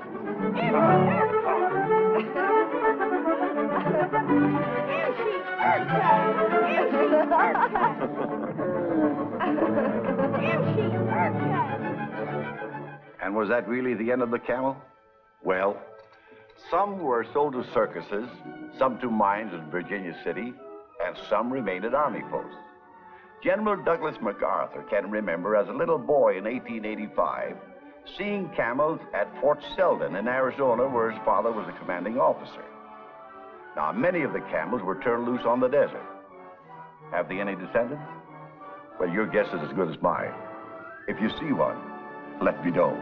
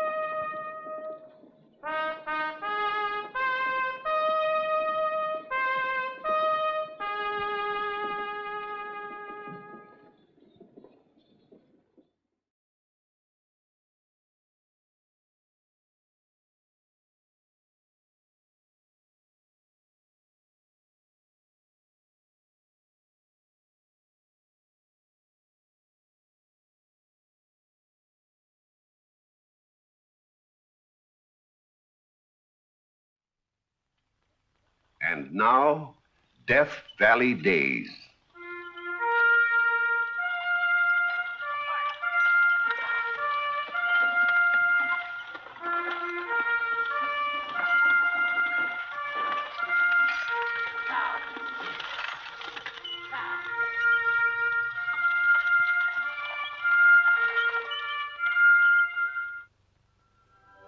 Howdy, folks. I'm the Old Ranger, and I have another interesting true story for you about the historic Death Valley country. This is the story of a fabulous ride, the most remarkable ride in our nation's history. And because it took place in California at the time of the Mexican War in 1846, I call it California's Paul Revere. The American forces have captured the Pueblo of Los Angeles from the Californians, and the main command of the American Army has moved north to the capital at Monterey. They left a small garrison at Los Angeles in charge of Marine Officer Lieutenant A.H. Gillespie.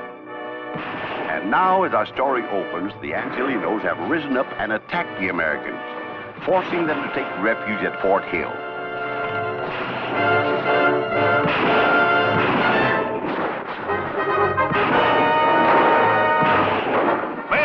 Hold your fire!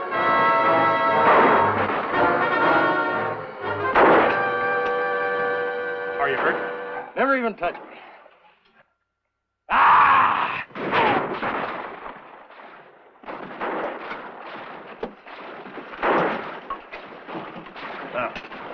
What did you learn?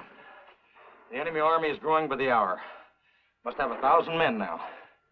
How well are they armed? A little bit of everything. Rifles, shotguns, lances. They're bringing up some light artillery. They're brilliant. They hold the whole town except this hill. They're boasting they'll have that in a matter of hours. That's where they're wrong. We can hold out here for days. Sure, for weeks. Don't be a fool, Benton. You know as well as I do we're trapped. 40 men against 1,000. You wouldn't surrender, sir. Who said anything about surrendering? All right, men. Give them blazes.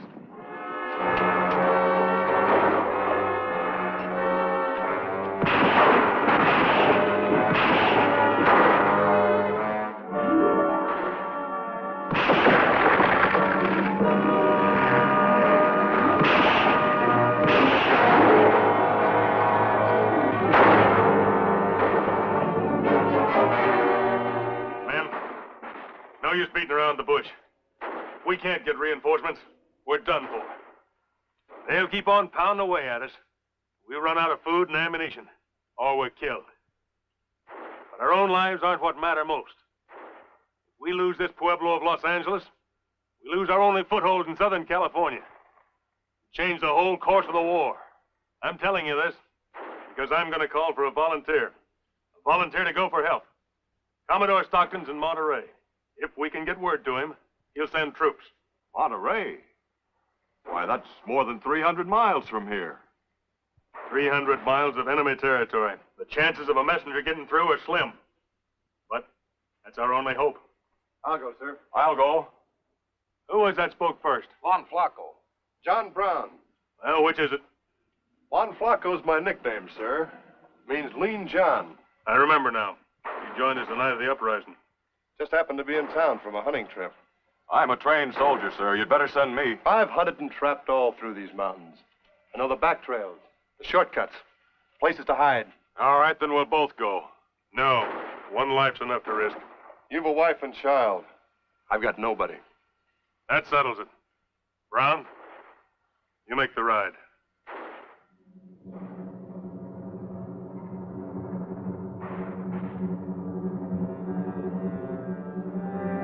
Brown,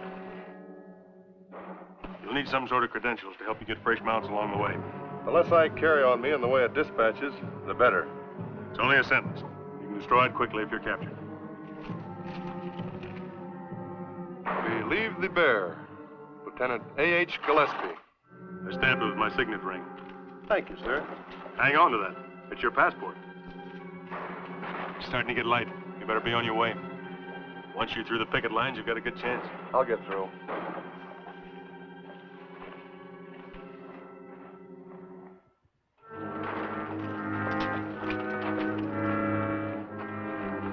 This is September the 24th. I ought to make Monterey in a week. God grant you will. We'll try to hold out here. They'll get him. He'll never make it. Yeah, he's through the line. He's headed for the Cuenca Pass. Woo-hoo!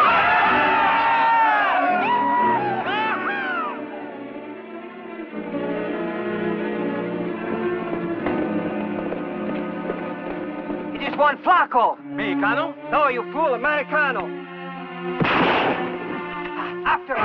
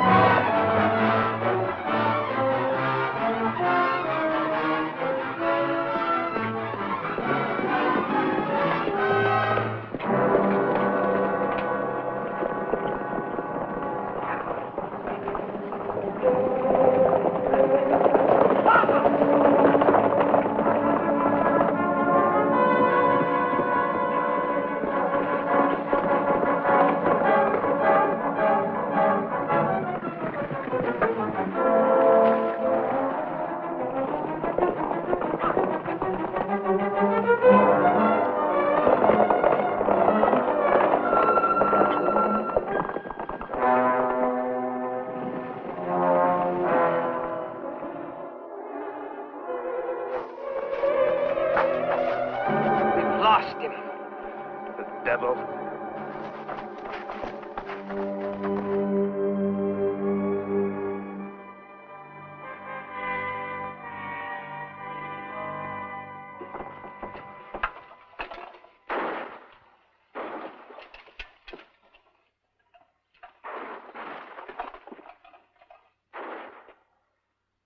I've checked the ammunition supply.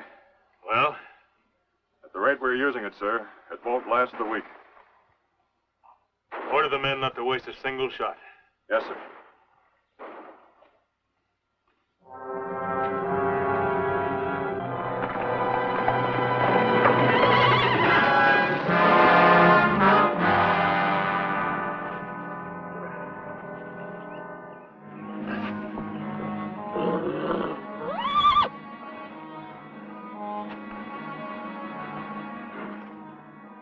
Oh, boy. You had a bad fall. You can't go any further. Oh, boy.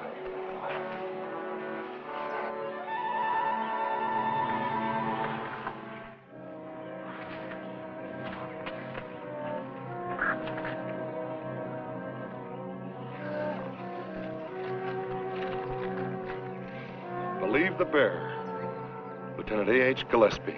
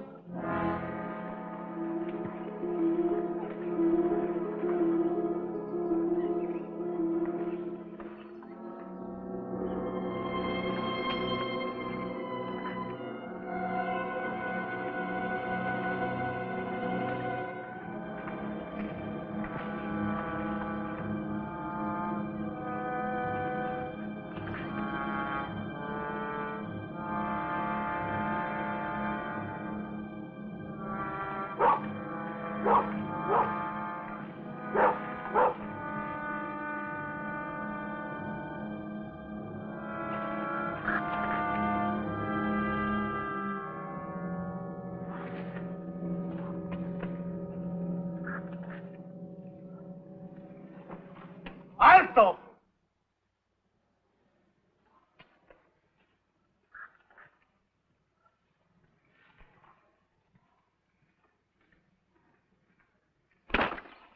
Buenos dias. You are Americano? Juan Flaco, they call me. One cannot be too careful about strangers these days. I'm on my way to Los Angeles to join Pico's forces. It is true they have seized the pueblo from the Americanos? They've driven them out like rats. Got them trapped on a hill, completely surrounded. Rats, see? Worse than rats, the gringo pigs. Skunks. Weasels. And I want to be in on the kill. That's why I rode so fast. Too fast. My horse gave out on me. You can take one of mine. Amigo. I'm only too glad to serve the cause. ¡Viva México! Muerte a los americanos. Come, I will help you.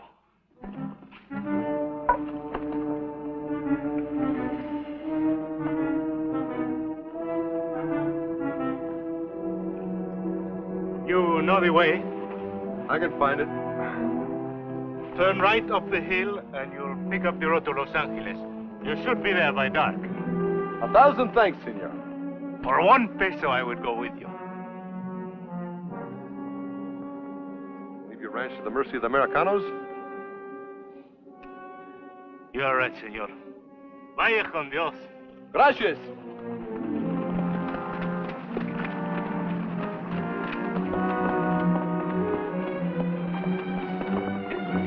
Senor, you're heading wrong. You're going north.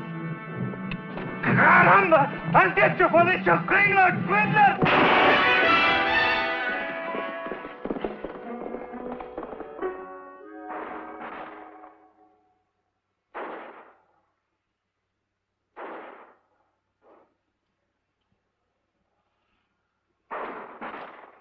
Benton was a good soldier.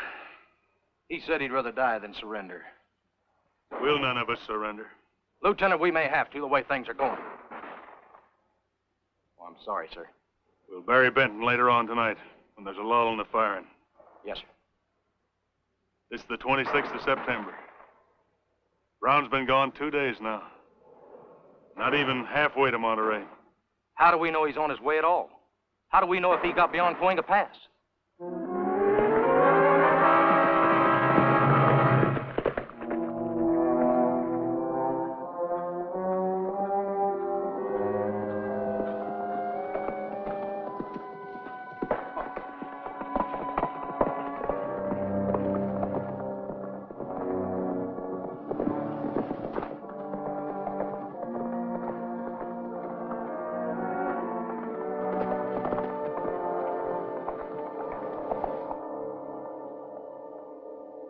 I've got you covered. Come out of there.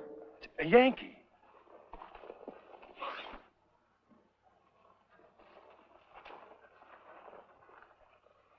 Howdy. What are you running away from? The law? I'm not running from. I'm running to. I got to be on my way. Just a minute. That horse looks mighty familiar. It was given to me. Yeah? I settled down the road. Jim Robbins. Jim Robbins. Jim never gave away nothing in his life. You're turning around and riding back with me, stranger. Unless you want to be hung up as a horse thief. Read this. Believe the bearer. Lieutenant A.H. Gillespie? In command of the American garrison at Los Angeles. The Mexicans have attacked, taken over the town. Gillespie and his men are holding out at Fort Hill, but they can't last long. I'm on my way to Monterey to get help from Commodore Stockton. I'll go with you. I know this country north of here. Know the folks that are friendly will give us horses. Good, that'll save time, and every hour counts. My name's Tom Lewis. John Brown, mostly called Juan Flaco. Let's go.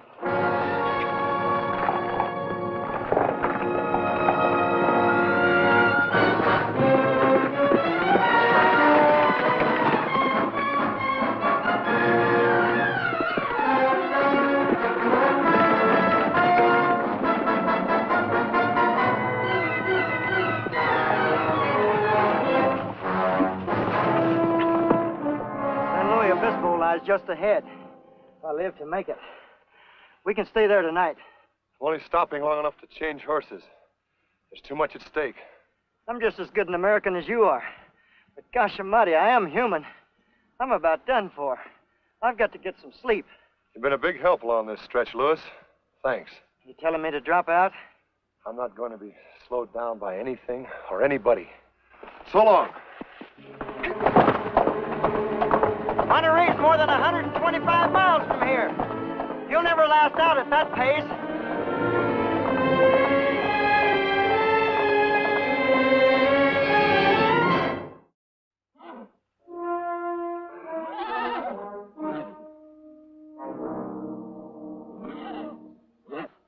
You're on a shoe, eh? That's bad. Well, we'll both have to walk, fella.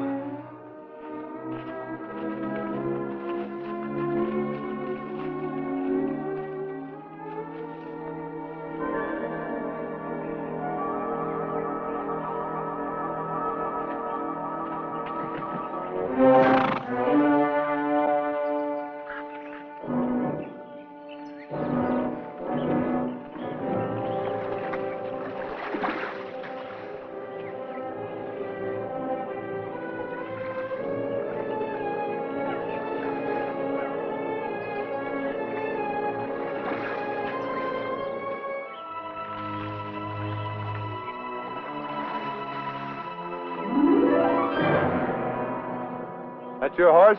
See, Mine went lame. I must get to Monterey. Will you let me take yours? my horse in exchange for a lame one? Just a loose shoe? Then find a blacksmith. I haven't got time. I must be off at once. Give me your horse. I don't even know you. My name's John Brown. It's most urgent, Senorita. My mother is dying in Monterey. I must go to her. Your mother? Or is it a young lady? Or could it be the American Commander Stockton you wish to join? And if it was, what would you say? Viva! Thank you. No, stop! I did not say you could have my horse. I'm taking him anyway. You steal my horse, I'll scream for my brother. You make a sound and I'll steal your clothes, too.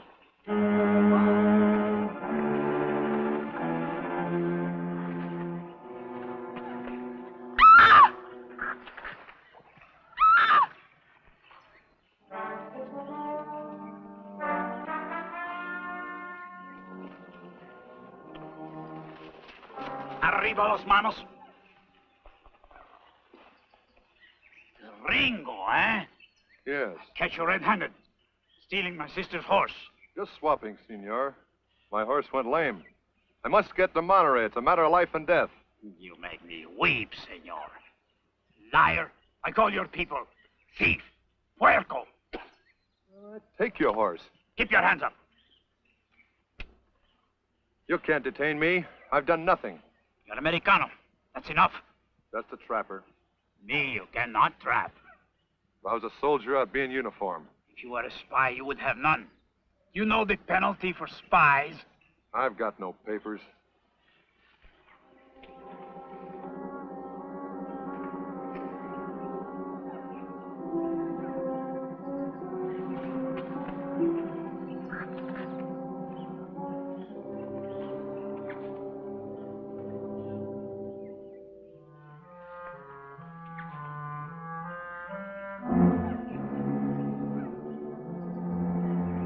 See? I wasn't lying.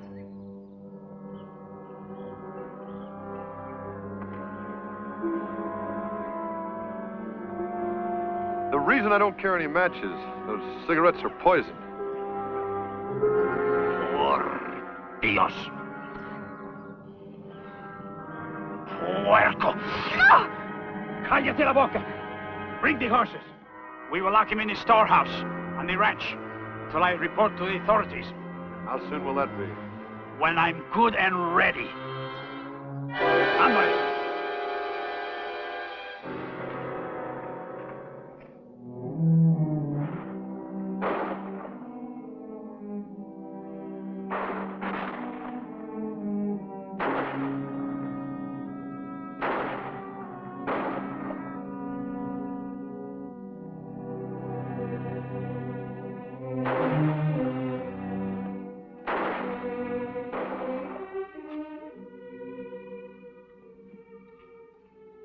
Men, I'm sorry to have had to cut your rations again.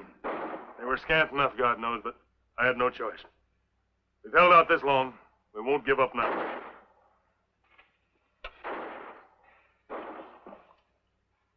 Brown's been gone over 4 days now.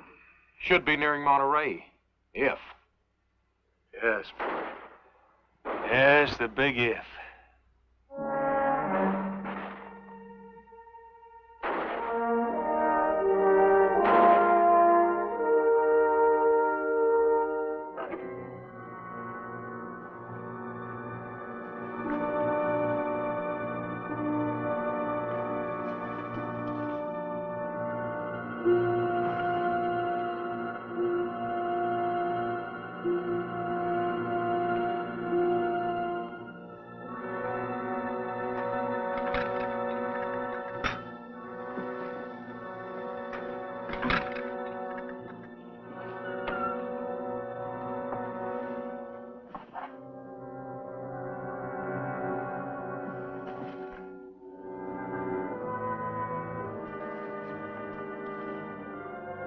Here's my horse, and here's your food. And here are your cigarettes that I rescued. Thank the Lord. Hurry. Carlotta. Hurry. Any moment my brother may discover us. Carlotta, why are you doing this? Quien sabe? Perhaps it is because I like the Americanos. Or perhaps it is because I believe the bearer. Me, you always.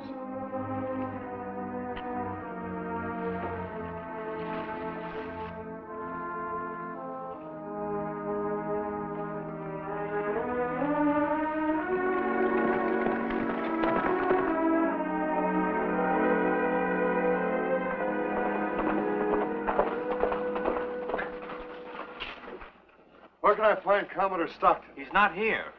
Not here? He sailed for San Francisco 2 days ago. Oh, my gosh. I'm the alcalde of Monterey. William Colton. Can I help you? My message is for Stockton. Mexicans have seized Los Angeles. They surrounded our garrison. Gillespie's holding out, hard-pressed. He needs reinforcements. When did this happen? The attack? September the 20th. I left on the 24th. You rode from Los Angeles to Monterey in less than 5 days? I had some delays. How much farther is San Francisco? 150 miles. You'd better stay here tonight. I gotta be pushing on. At least have something to eat. A bowl of strong coffee, maybe. Come inside. Can you give me a fresh mount? A fresh mount? Man, we'll give you a racehorse.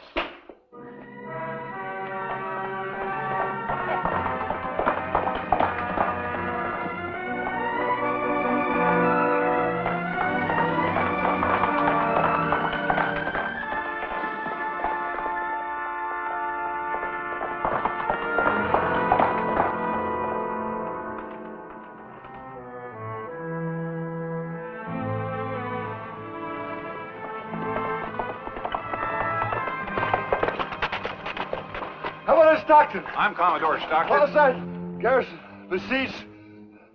Send help. What's that? Send help. He's collapsed from exhaustion, sir. Been in the saddle all night, most likely. 6 days. 6 days? All the way from Los Angeles. Impossible, sir. No one could make such a ride in 6 days. Wait a minute. It says in cigarette paper.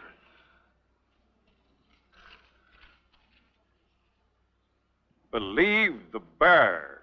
Signed, Gillespie. Get someone to carry him inside. Sentry, get a couple of men, quickly. I'll order Captain Mervine to sail at once on the warship Savannah with a force of men to rescue Los Angeles. Good news. I thought that would revive you. Good news is the tonic, sir. You must rest here to get your strength back. Thank you, sir. Thank you, sir, for the service you've done your country. The history books tell the rest.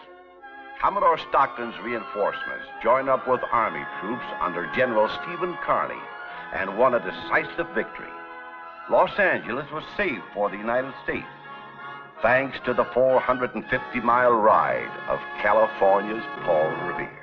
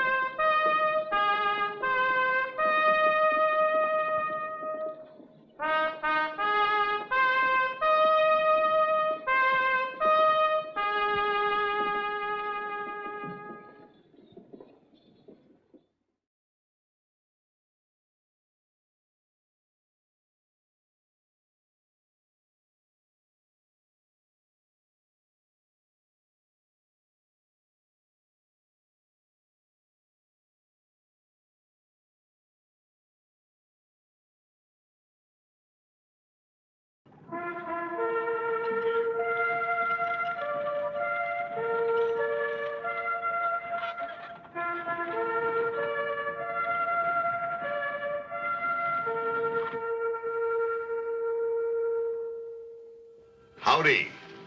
I'm the old ranger, and Death Valley's my stamping ground. Many's the tale of adventure I'm going to tell you about the Death Valley country. True stories, mind you. I can vouch for that. This is a story that's as old as the desert in which it took place. Every woman who hears it will say to herself, I know just how Cynthia felt. And every man will wonder a little uneasily, am I like Zeb? For as long as Cynthia could remember, her mother had looked the same.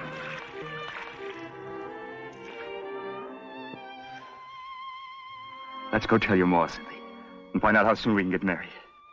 Married? I'll start building the house right away. I know just the spot for it. On a little mesa facing the Funeral Mountains. And I know I can get a second-hand cook stove that's... No, Zeb, no. It's a good stove, Cynthia. Most good as new.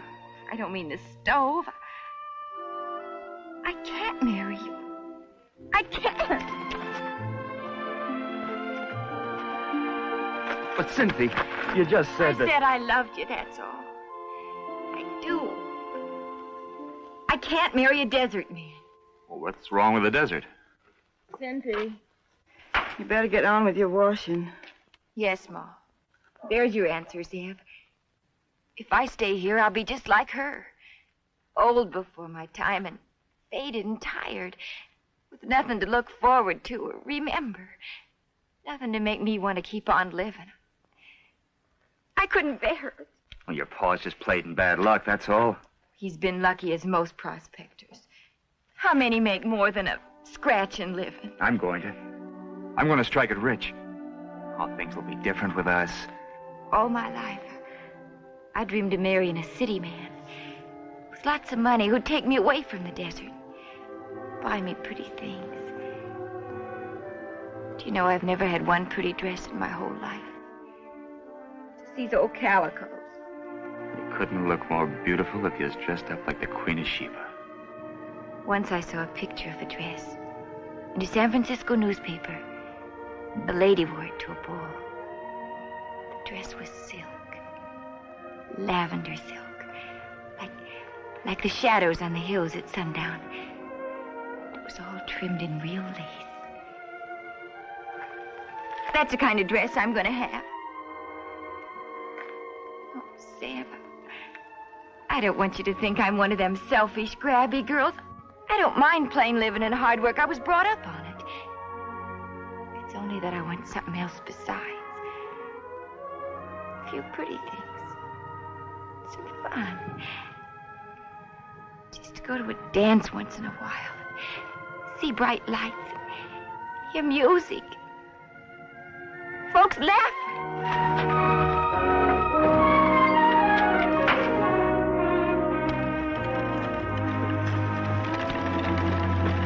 Oh, boy. How are you, Zeb? Howdy, Doc. How's prospecting? All right.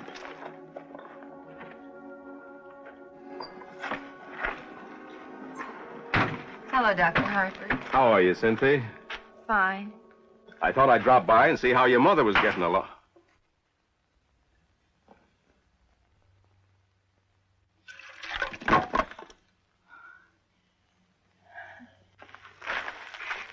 Howdy, Doctor. I didn't expect you back so soon.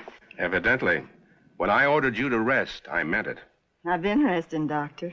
Honest. And I'm feeling good. You're a long way from good, Martha Lane. And I didn't want you to even think of working until I tell you. What should I think about then?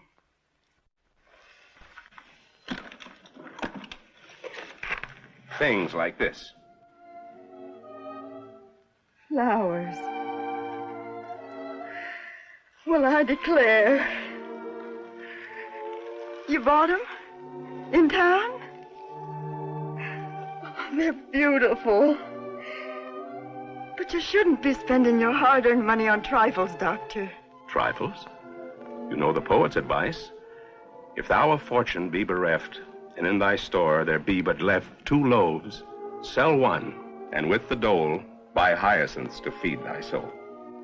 I don't think I've ever seen any hyacinths. It doesn't have to be hyacinths. Doesn't even have to be flowers. It can be anything. Anything that feeds the soul. Puts me in mind of a wedding bouquet. That's why I brought them. This is your anniversary. It is. How'd you know? I stood up with your father. Why, so you did. I better put these in water. Flowers wilt fast in the desert. Dr. Harper, Yes? do you think if somebody loves somebody, she ought to marry him, even if he hasn't got any money? Love is really the important thing, Cynthia. If you have that, everything else will take care of itself.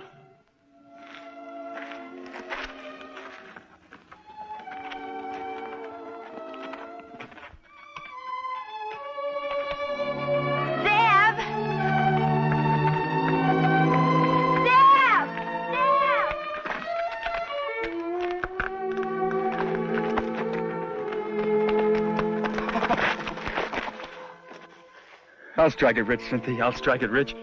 When I do, I'll give you all the things you ever wanted.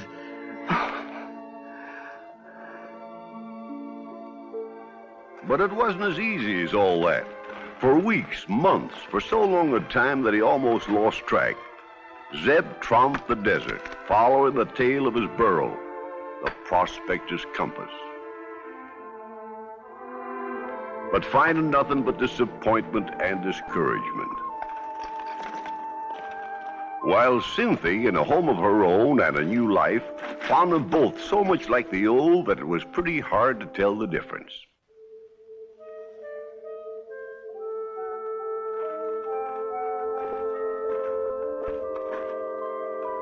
Then one day in a canyon in the Death Valley region,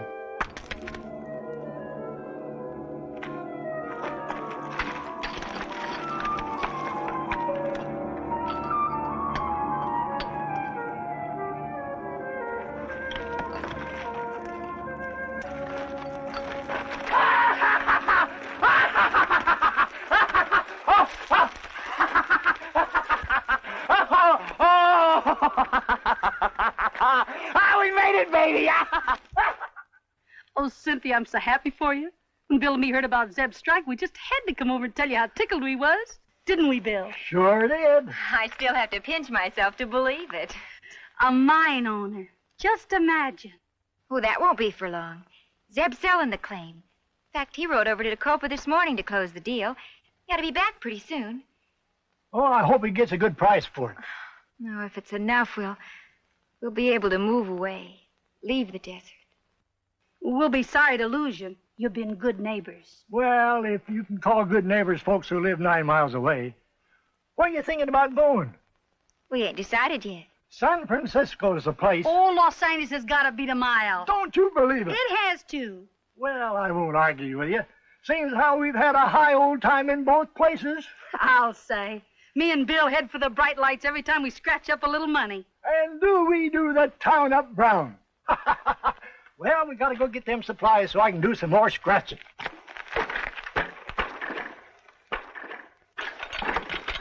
Get up! Give Zeb our congratulations. I will.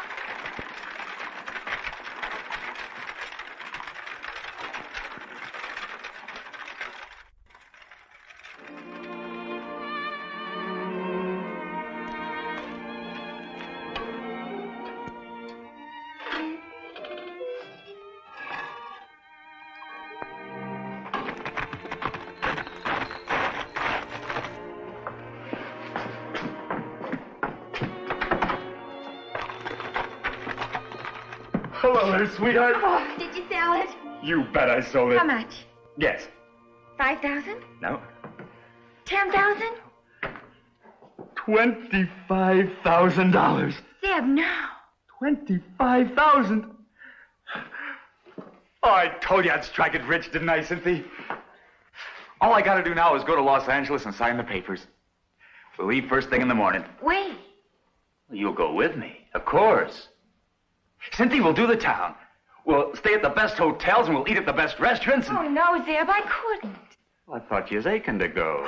I am, but I can't. I haven't any clothes. Oh, we'll buy some.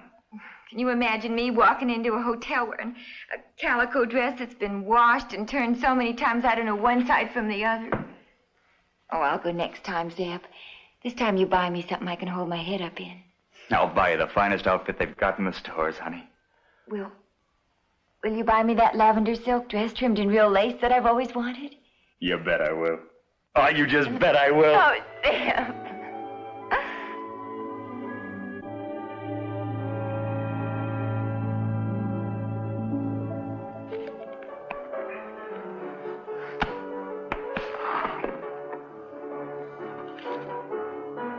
Have you got anything smaller than a $100 bill, mister?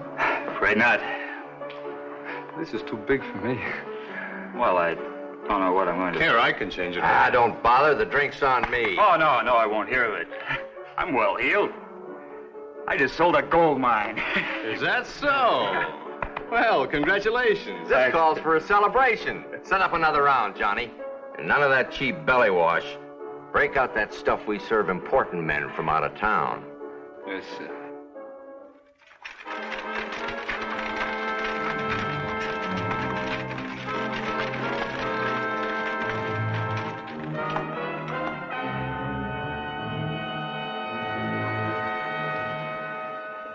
When Zeb gets here, I'm gonna put on my new clothes, pile our stuff in the wagon, turn right around and head back for Los Angeles. I'm glad you're going to settle in the city. It's what you need after all your years on the desert.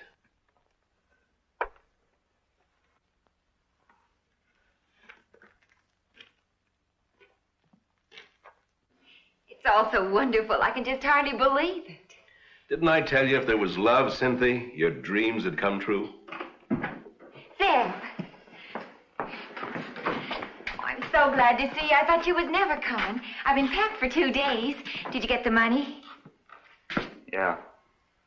I got it. Did you get my lavender silk dress?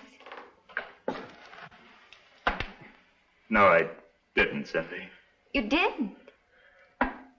Oh, I'm sorry, Cynthia. I was counting on buying it for you. Counting on giving you all the things you've been wanting. Zeb, what's wrong? I lost the money. Lost it? All of it. A whole 25,000. No.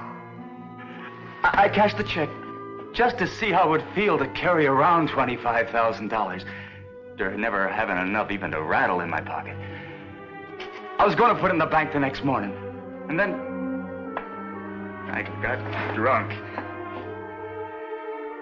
I didn't mean to. I was merely aiming to take a couple of drinks. Then I met the two fellas. When I come to, I was in a hotel room and all my money was gone. Didn't you tell the police? Oh, they couldn't do nothing. I didn't even know the fellas' names. They got me drunk. They deliberately got me drunk. And then they took my money. Every last cent of it. If I could just get my hands on that crutch!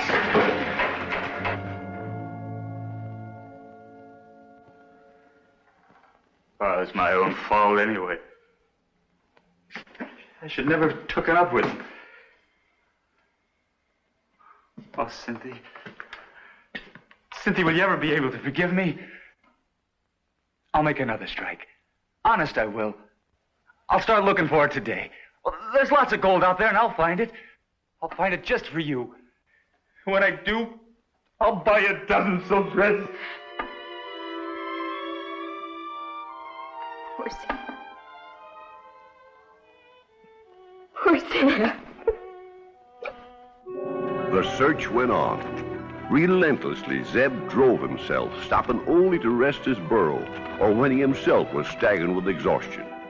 His reward was meager. A few nuggets, a little yellow dust. Just enough to keep body and soul together, to start him again on the tantalizing, heartbreaking trail. I don't suppose there's a day goes by but what he doesn't think about that 25,000 he lost. It wasn't lost. It was stolen.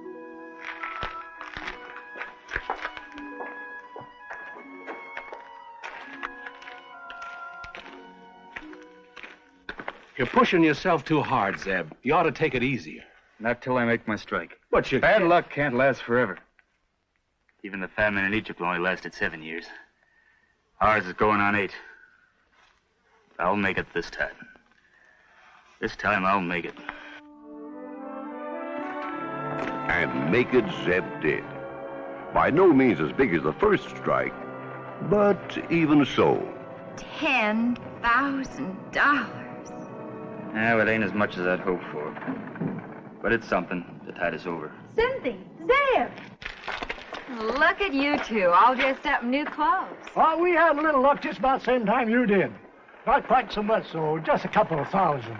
Me and Bill blew it on the biggest time we ever had. Didn't we, Bill? We sure did, old lady. All we got left's just what we got on our backs. Well, gotta be moseying along. Do some more scratching. Stop by and see us when you can. You do the same. Bye. Bye. Bye. Crazy fools. Spending all their money. Lord knows when he'll make another strike. Come on. We better be starting for home.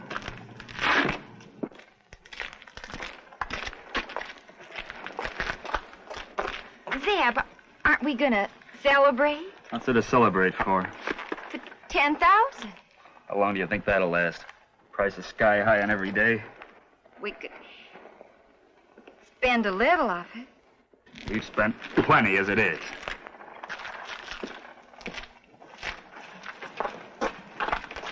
But these things are just necessities. It's all we can afford. Zeb, we've always managed somehow to get what we needed, but we've never had anything that was really pretty. Made you happy just to look at it. Like maybe a lavender silk dress. Are you still harping about that? What would you do with such a dress if you had it? You ain't got no place to wear it. Cynthia, I'm scared. Scared I won't make another strike for another 7 years. This money will keep us going. It'll give me a chance. Why, this is just a drop in the bucket to what's out there in the desert. And I'll find it. I know I will. And when I do, I'll buy you a carload of silk dresses and take you to Europe. Honest, I will. You're right. If I had the dress, I wouldn't have nowhere to wear it. Oh, that's my Cynthia. But I could look at it once in a while.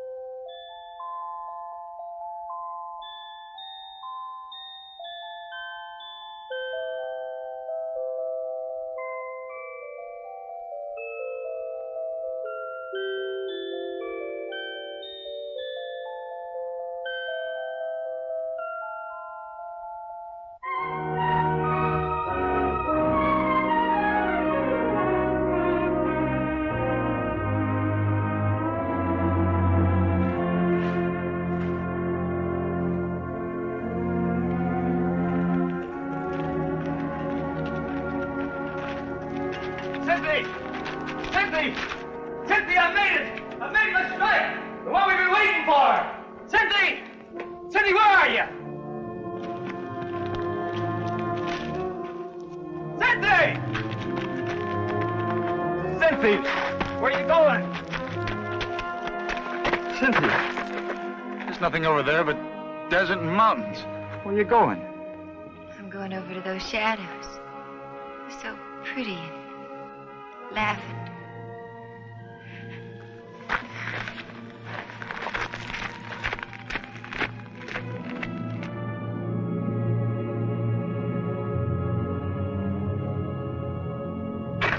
How is she? Doc, she'll be all right, won't she? Cynthia will be all right. She's a very sick woman, Zeb. What's the matter with her? The heat? Partly. Something else? Nothing organically wrong with her that I could discover. She's just worn out. She's never complained of being tired. Women like that don't complain. Well, the work ain't been hard. There's only been the two of us. It isn't only the work, Zeb. It's the monotony, the emptiness, the loneliness of the life out here. Loneliness? But she will get well, won't she, Doc? I don't know. It's up to her. And you. Zeb. Zeb.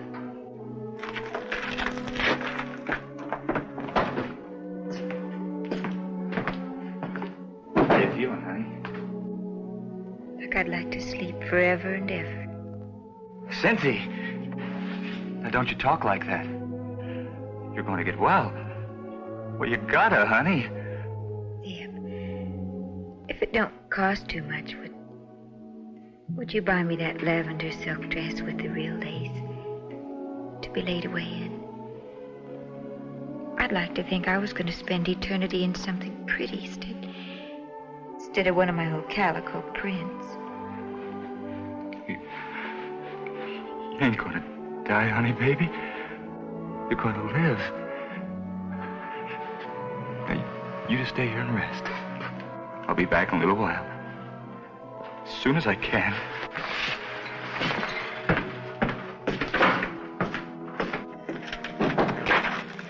You stay with her, Doc.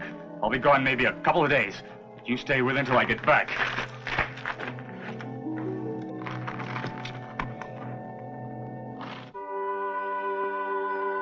Don't let her die, God. Please, God. Give me just another chance. Please, God.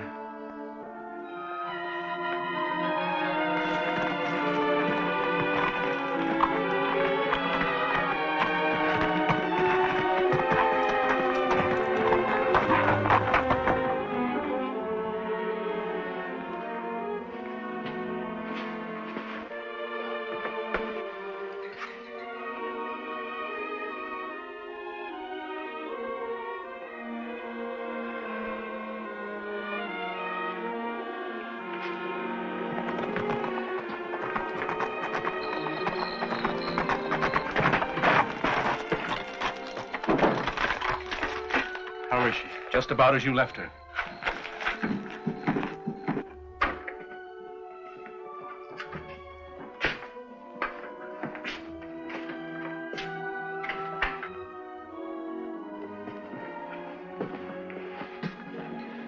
Cynthia. Zeb, you've been away.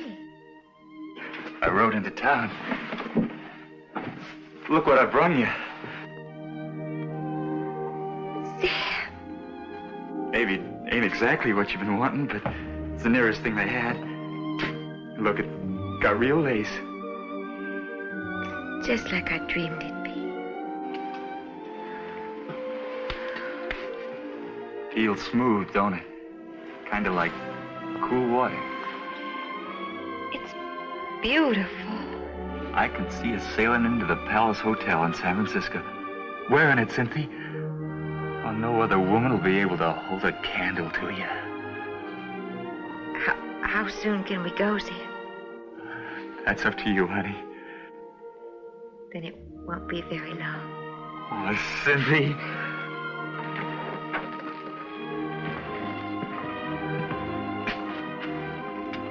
If thou of fortune be bereft, and in thy store there be but left 2 loaves, sell one, and with the dole buy hyacinths to feed thy soul.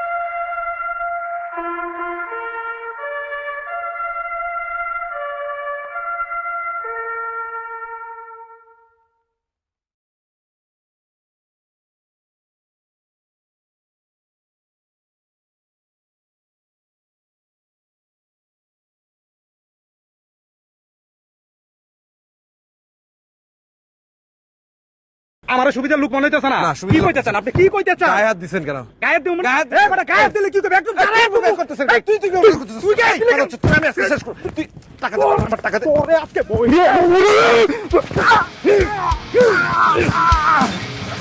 কোন রাস্তার মধ্যে আইছেন ভাই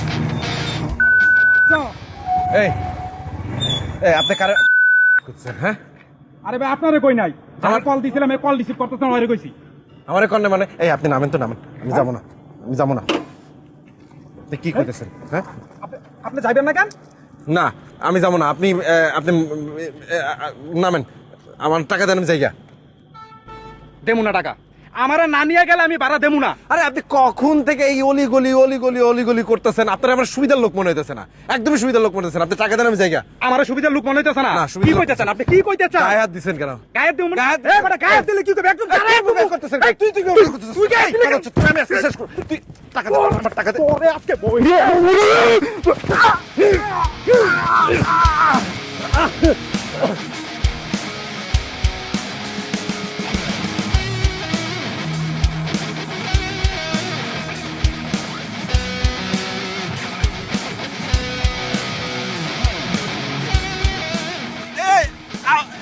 motorcycle করে নিয়ে যেতেছেন ভাই এটা আমার মালিকের মোটরসাইকেল ভাই মোটরসাইকেল নিয়ে যান না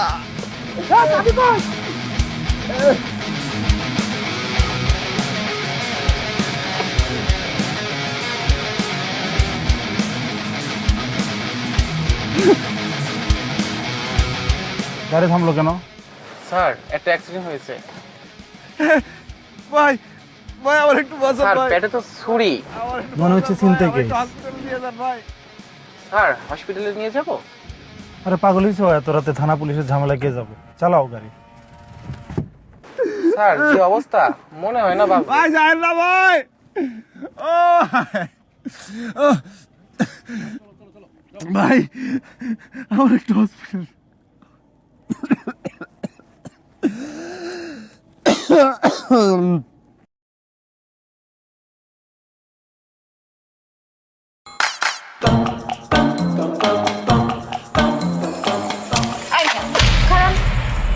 আচ্ছা আপনি ওই দিন আপনার আম্মার সামনে আমার লগে এরকম ব্যবহার করছেন কেলা আমার ইচ্ছা হয়েছে আমি করছি আর আমার পিছে ঘুরে লাভ নাই কেলা আমি আপনার ভালোবাসি না করবো না কেলা এ হায়া মেয়ে রে বাবা তোমার তো আমি ক্লিয়ার করে বলছি যে আমি তোমার বিয়ে করব না আরে আপনার আম্মাই তো আমার পছন্দ করছো তো আপনি শাদি করবেন না কেলা তাহলে তারই বিয়েটা করো জি জি জি আস্তাগফিরুল্লাহ কি কইতাছেন আমি আপনার আম্মারে কেলা শাদি করব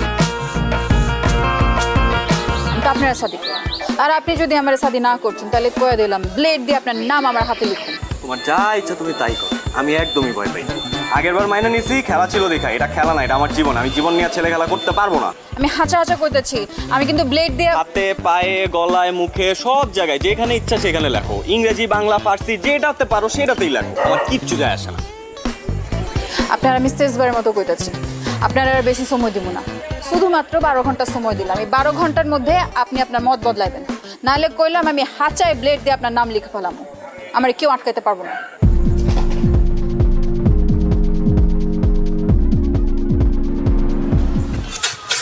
আরামসে তুমি সিগারেট টানো বুঝে নাই শান্তিতে আর ওদিক দিয়ে কাম সারছে কেন কি হইছে আরে শুনোস না ওই মেয়ে তো ডেঞ্জারাস একটা ঘটনা ঘটায় ফেলছে লেট দিয়ে হাত কাটছে এখন কি গো মামা ওই মেয়েটা বস কি মামা কোস হাত কেন ওই মেয়ের তোর কোনো কথা হইছিল কালকে রাত্রেবেলা বাসার সামনে এসে দাঁড়ায় ছিল আমার 12 ঘন্টার আলটিমেটাম দিছে এই কিসের আলটিমেটাম দিছে রে হ্যাঁ আরে ওই বিয়াতে রাজি না হইলে কি জানি এই কথা তুই আগে কবি না আরে আমি কি বুঝছি নাকি আরে না বাবার কি আছে বুঝছ না মেয়েটা তো ডেঞ্জারাস এখন যদি কিছু হয়ে যায় মামা আমাকে তো পুলিশে ধরে নিয়ে যাবে কেন আমি কি করছি ও আমি কি করছি কিছু জানো না ওই বেটা আইনার মারপে জানো জীবনে তো থানায় তুই যাস্তে জানবি কেন তা না আমি গেছি ফোন যে কোনো হলে আত্মহত্যা প্ররোচনকারী যেই হোক না তার নাম যদি একবার থানায় গিয়ে কই মামা তাহলে তোর খবর আছে এখন তুই কি করবি তুই চিন্তা করে দেখ কি কস এসব? এই লাইলি বাইচা আছে তো? হ্যাঁ শুনলাম ও তো বাইচা আছে। কোন হসপিটাল আছে কো, আমি যাই একটু দেখা করে আসি। হসপিটালে যাই দেখা করে, হসপিটাল থাকলে এতক্ষণ তুমি চৈত শিকার ভিত্তা থাকলা বুঝো নাই? আর তুমি যাই হয়তো বাসায় আছে আসবা। এই তুই কি ওর বাসায় যাবি? তুই যাবি মামা?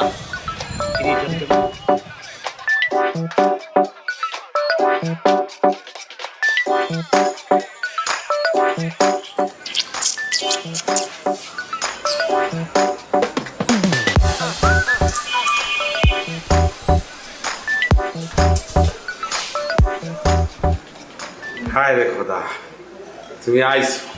আমি জানতাম তুমি আইবা। আমি লাইলে কইছি তুমি আসবা। চ্যাংরা হও আর রক্ত গরম হও, মানুষ তো। তোমার মনের ভিতরে সেই প্রেমটা আছে।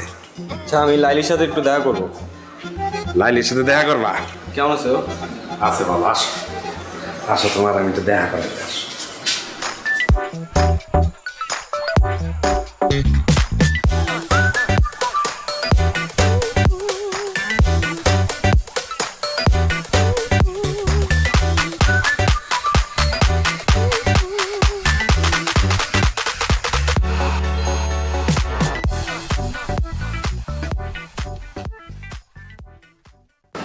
এইসব কি? প্লেট দিয়ে তোমার নাম লিখছি, বানান ঠিক আছে? একদম ঠিক আছে। কিন্তু কি বলো বাইক না, ভালো হয়েছে না? আমি কিন্তু লাইলিতে কইছিলাম যে লাইলি ছবি তুইলা ওরে পাঠাই দে। ওই কইছে যে না, কিছু জিনিস আছে এগুলো ছবি তুলে পাঠালে সঠিকভাবে দেখা যায় না, সামনাসামনি দেখতে হয়। এর লেগে তো এতক্ষণ ধরে তোমার জন্য অপেক্ষা করতেছি। এইসব পাগলামির কোনো মানে আছে? আছে না, তোমার আমি শাদি করব, তুমি আমার শাদি করবা, করবা না? এই তুমি কি আমার বলদ পাইছো? বলদ এই পাশে দাঁড়ানো লোকটার মতো। নিলে তুমি আমার মামার নিয়ে কি করতেছো? আমি বলবো তুমি শুনবা। মানে এই যদি তোমার হাত কাটার নমুনা হয়, হ্যাঁ আমি জানলে আমি জীবনেও আসতাম না। আর যদি হাত সত্যি সত্যি কাটতাও তাও আসতাম না, কোনো লাভই হতো না। আমি তোমারে বিয়ে করবো না। তোমার মতো মেয়ের সাথে শুধুমাত্র মজা নেওয়া যায়, বাড়ির বউ করা যায় না। তোমার মধ্যে ওই রকম কোনো এলিমেন্টই নাই। তুমি তো বেশি বেশি করতেছো না? এই মাঝখান দিয়ে ঢুকে গেলেন। হ্যাঁ সাদে কি আপনার মাইনছে হাবলু কয়? এর লেগে আপনার হাবলু কয়। কারণ ঢুকছেন যখন, তখন আমারে না বুঝায় আপনার এই ড্রামাবাজ ভাগ্নিরা বুঝান।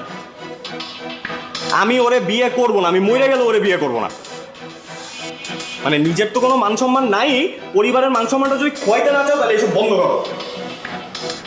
সবার সামনে অপমান করবো না। থাক ভাগ্নি, তুই কষ্ট পাইস না। হয় তোরা বুঝতে পারে নাই, আর যেদিন বুঝতে পারবো হয় কান্দা বুক চাপলাইব, তখন বুঝবো যে কি জিনিস হারাইছি। তুই কান্দিস না ভাগ্নি, একদম কান্দিস না। তুই থাক, আমি আইতাছি, দেখতেছি।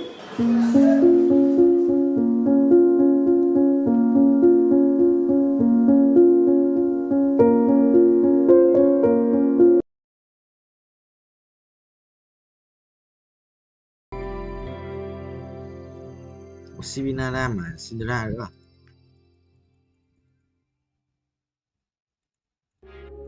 Một con nào đấy giữ tầm đồ Cinderella giữ đồ Nami. Để xì nhót. Tành luôn. Cũng tành.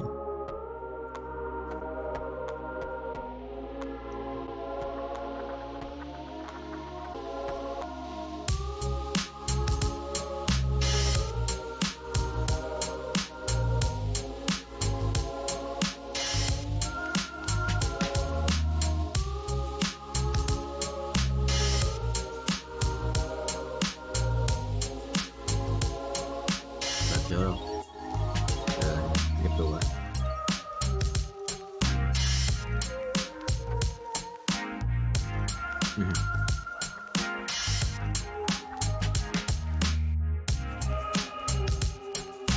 Tua đi sao mau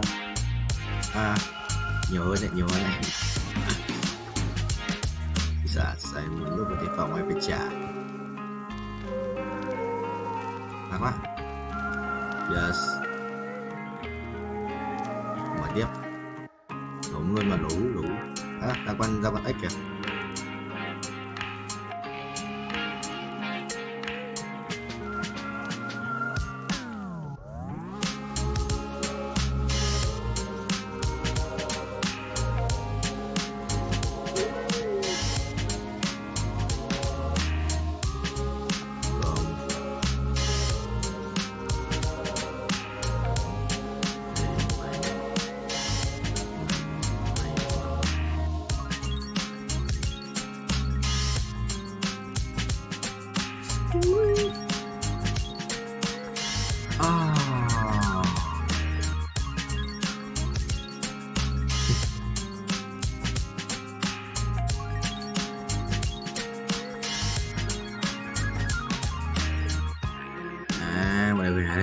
hình kia quay yếu vậy.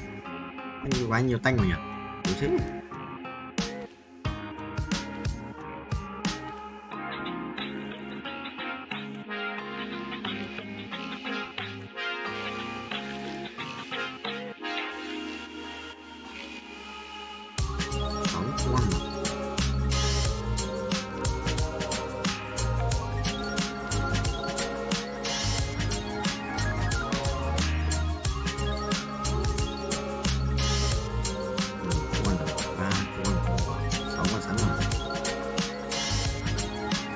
Đây, 16 con. Chưa đủ. Mỗi con là 6 này, 6 được một con nữa. 7 con này là 6 này. À.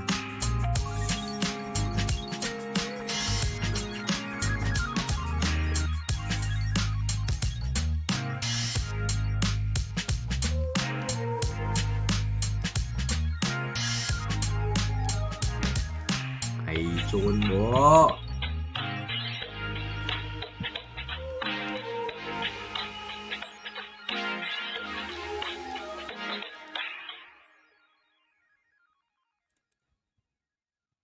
Ná sốt. Đây rồi. Sai sai đấy thôi đi. Sai sai kia đi. Ai. Đéo Nam Mi ạ. Rồi lấy cái giọt nước đi.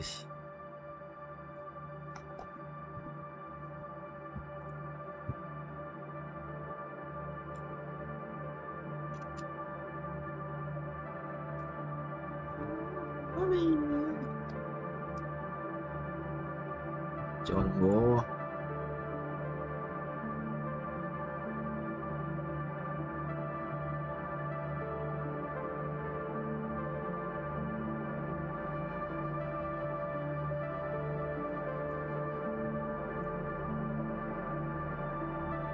That's how we do it.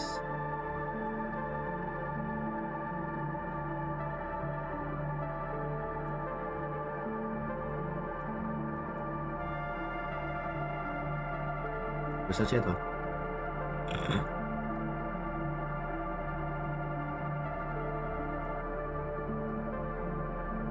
Sắp chết rồi. À, game. Rồi là sao đây? Ngon. Đúng là game chọn. Được.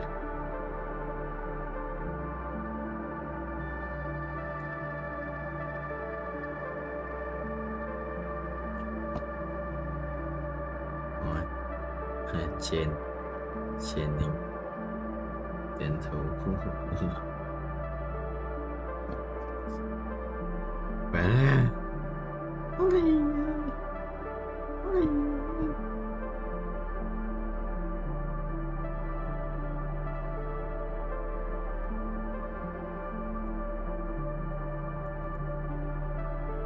cái vấn đề con này lắp bên trên.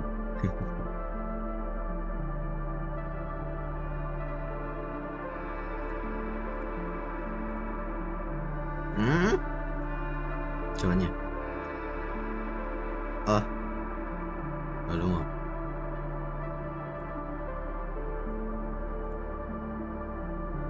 Đây xe 2 nữa.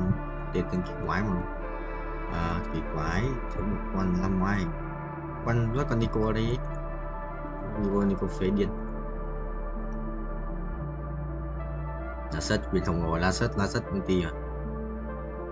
Tích quy và thông tin có quá xong. Chàng mà mà trời đang thua mà thua nước ra cũng chết đâu. Chúng ta như mấy lần khác thì dí được lời mà bạn nhẹ không dí thì thôi được rồi.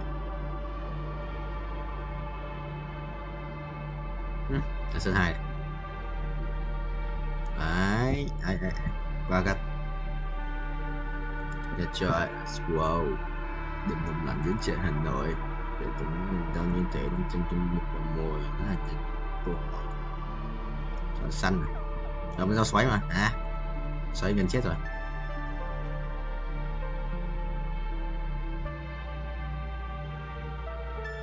Theo ra tướng nhỉ. Không có rõ rồi đúng không Chưa hiểu. Chịu rồi phải lắp.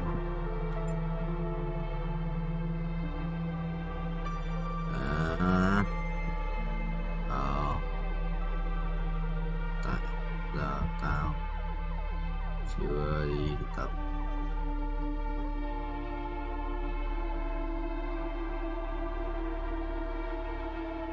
Đang học nhiều. Sáng làm cái này, chiều ngồi học.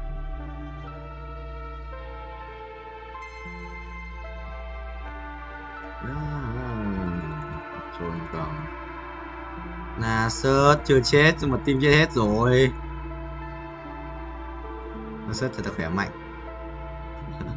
Còn là sớt mà tanh mà có đồ đam nhở. Khiếp, thằng sống quên đồ đéo rồi kìa. Trốn nha.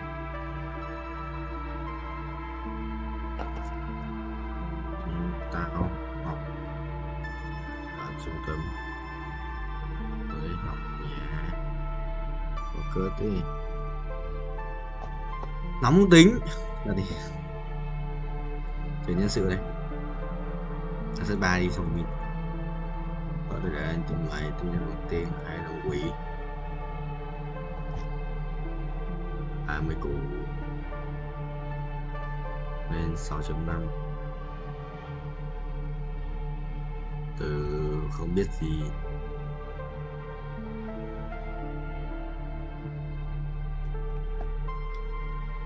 tác độ phẫu thuật số như kèm 10 ở giữa tuần rồi.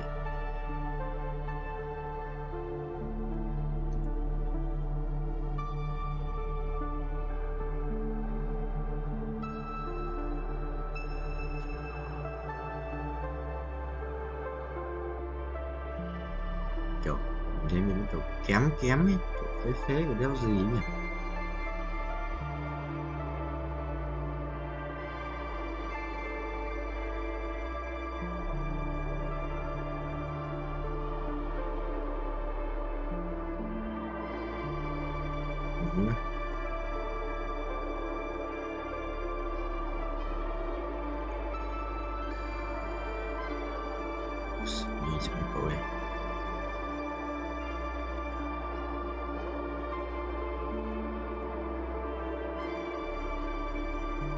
Rồi nó biến linh tinh ấy bữa lắm.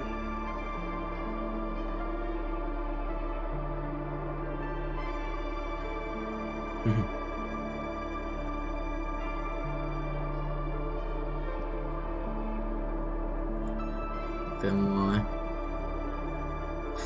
Sự ngon không? Đó, tơ tổ che xuống tơ tổ.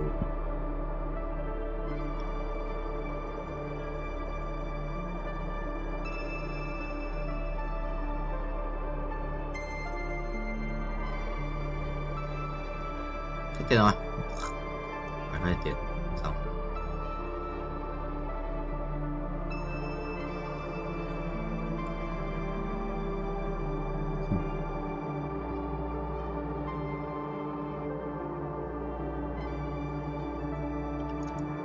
Gôn biết nào. Đây 10 con.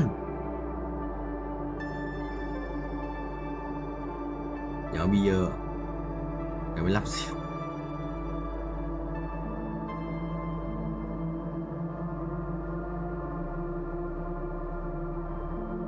Lấy con này bán lấy tiền nhé. Được cái huyết kiếm của 12 con liền rồi. Chắc là mình nhớ mặt con đấy rồi. Chắc là đầu ấy, thành ra bắn trúng đéo gì. Đây là 12 con nữa. 3 con nữa. Có ếch xanh nhớ đủ luôn. Ếch có ếch mà.